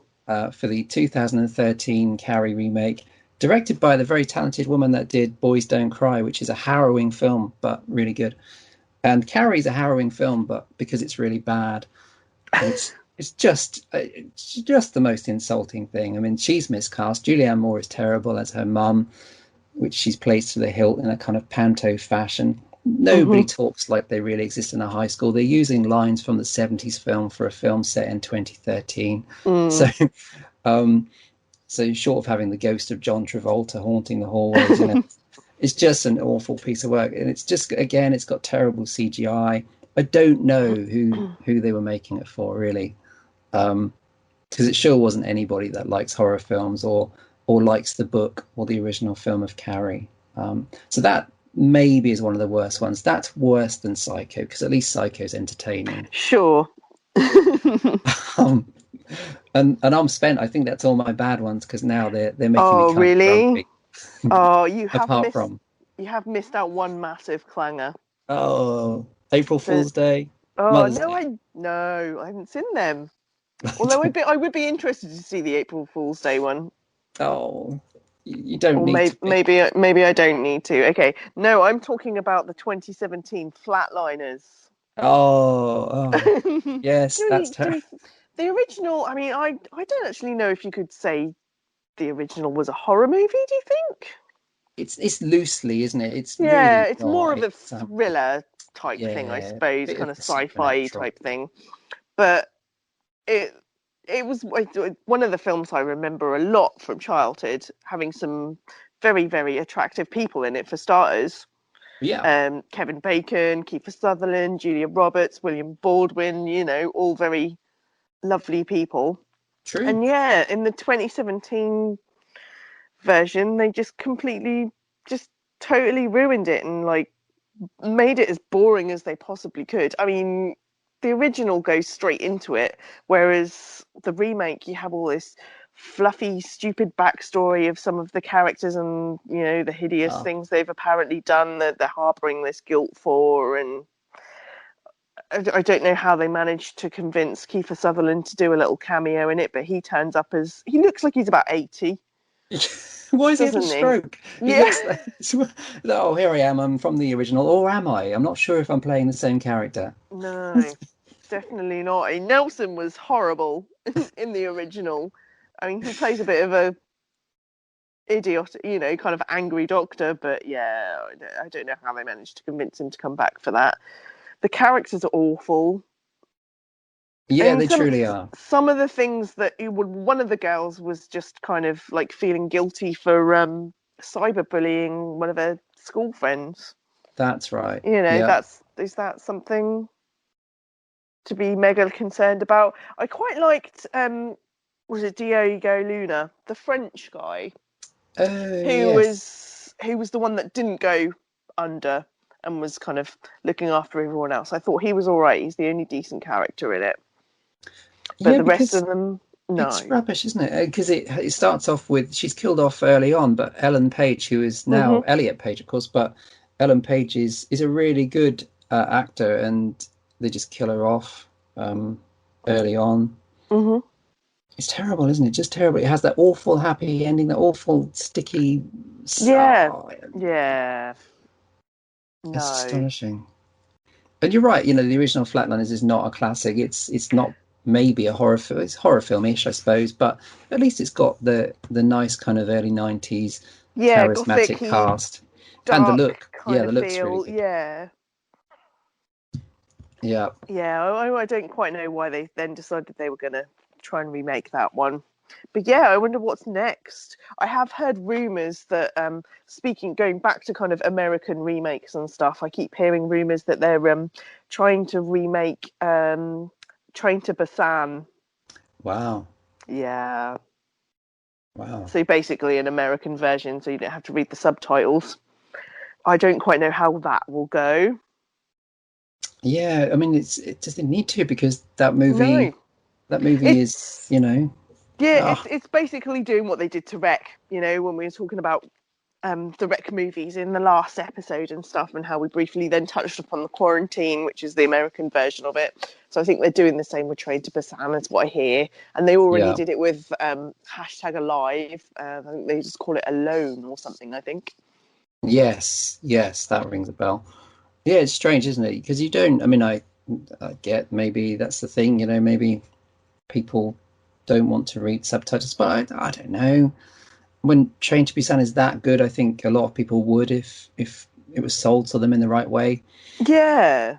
I mean, Um, yeah, loads of people still love that movie. I mean, after that, are they going to go for something like Dead Snow? Are they going to do an American version of Dead Snow? I don't think they could. no, because a lot of those films are so particular to their original country, aren't they? Like Sure. even the remake of sorry, even the original Let the Right One In, they did a great job with the Yeah. American remake, but that's very Yeah. specifically Yeah. set in its country in a period of time in the early '80s, and it has that atmosphere and even the characters are very much. And that was always the case with the Japanese films. There's a Mm. reason that kind of ghost story works so well in modern Japan because it's all about Yeah. people being alienated in the country and crossing over to America, it does lose that. And then, of course, if you add in a bunch of jump scares, then you totally have missed the point Mm. of the original Ring, or even the Grudge has Mhm. more depth in its original version. Um, yeah, it's strange, but it will always happen. So Mhm. we'll be here in 20 years' time, as you say, talking about the remake of Dead Snow. Yeah. and the eighth remake of Carrie, and the new Psycho starring The Rock. You know, um, no Amazing. doubt. Sarah Michelle Gellar, age 70, will be back in a new version of The Grudge as her character's grandma. Can see all this happening. Oh God. Oh no. But yeah.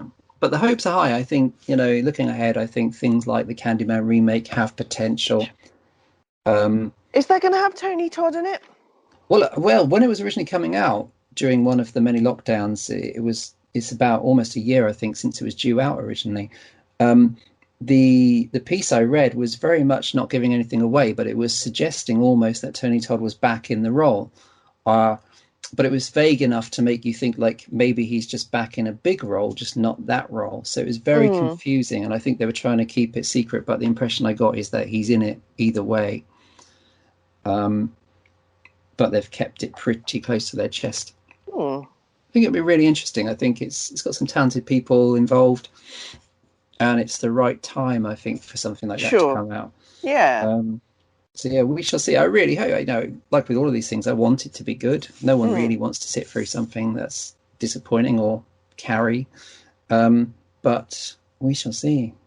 Yeah, I think we've covered it, right? We've trawled through the archives and I think discovered that so. remakes are often good. They're sometimes terrible, but that's just the law of averages anyway. And the ones that are good tend to be very, very good. So Mm. who knew? Yeah, check out. Hopefully, there were some recommends in there, some sage things you can pick up and check out on one of the many services, and a few to avoid unless you're a kind of diehard masochist. I would say Psycho. Everybody should watch the remake of Psycho. It will brighten up your evening. Sure. Perhaps not in the way you'd hope. No. But yeah, that's it really. I mean, we've got a great episode lined up next month, which unbelievably will be shown or released at the end of April. Poof. So after Easter, you can look forward to us chewing over the Nightmare on Elm Street saga. Not the remake. Nobody wants to hear about that. Not the No. TV show, Freddy's Nightmares. That wasn't very good. But the 7 films they made from A Nightmare on Elm Street to Wes Craven's New Nightmare over a decade. Pretty fast Oh. generated series, that. Yep. We'll be reviewing and dipping into all of those. And I think we should probably give a special attention to the sequels because the first one's been talked about a lot. So we'll give some love where it's due to all of them, but maybe especially the sequels, I would say. Cool. That's probably it, Sarah. I'm going to go back to the basement for another night. Yep. Yep. And Lock ourselves away. Stay safe and all that. stay safe. Yeah. Masks on, hats off. Do people still wear hats? I don't know. Don't see anyone anymore. No, no, it's been a while actually. Yeah, I guess people are still out there. I know they are at the local shop. That's a night out these days. The local shop. But yeah, hope you enjoyed the show, and obviously we'll rejoin us next month. But until then, it's obviously good night from Sarah. It sure is. See you next time, and from me too. So yeah, thanks for listening, and see you next time. Bye Bye. bye.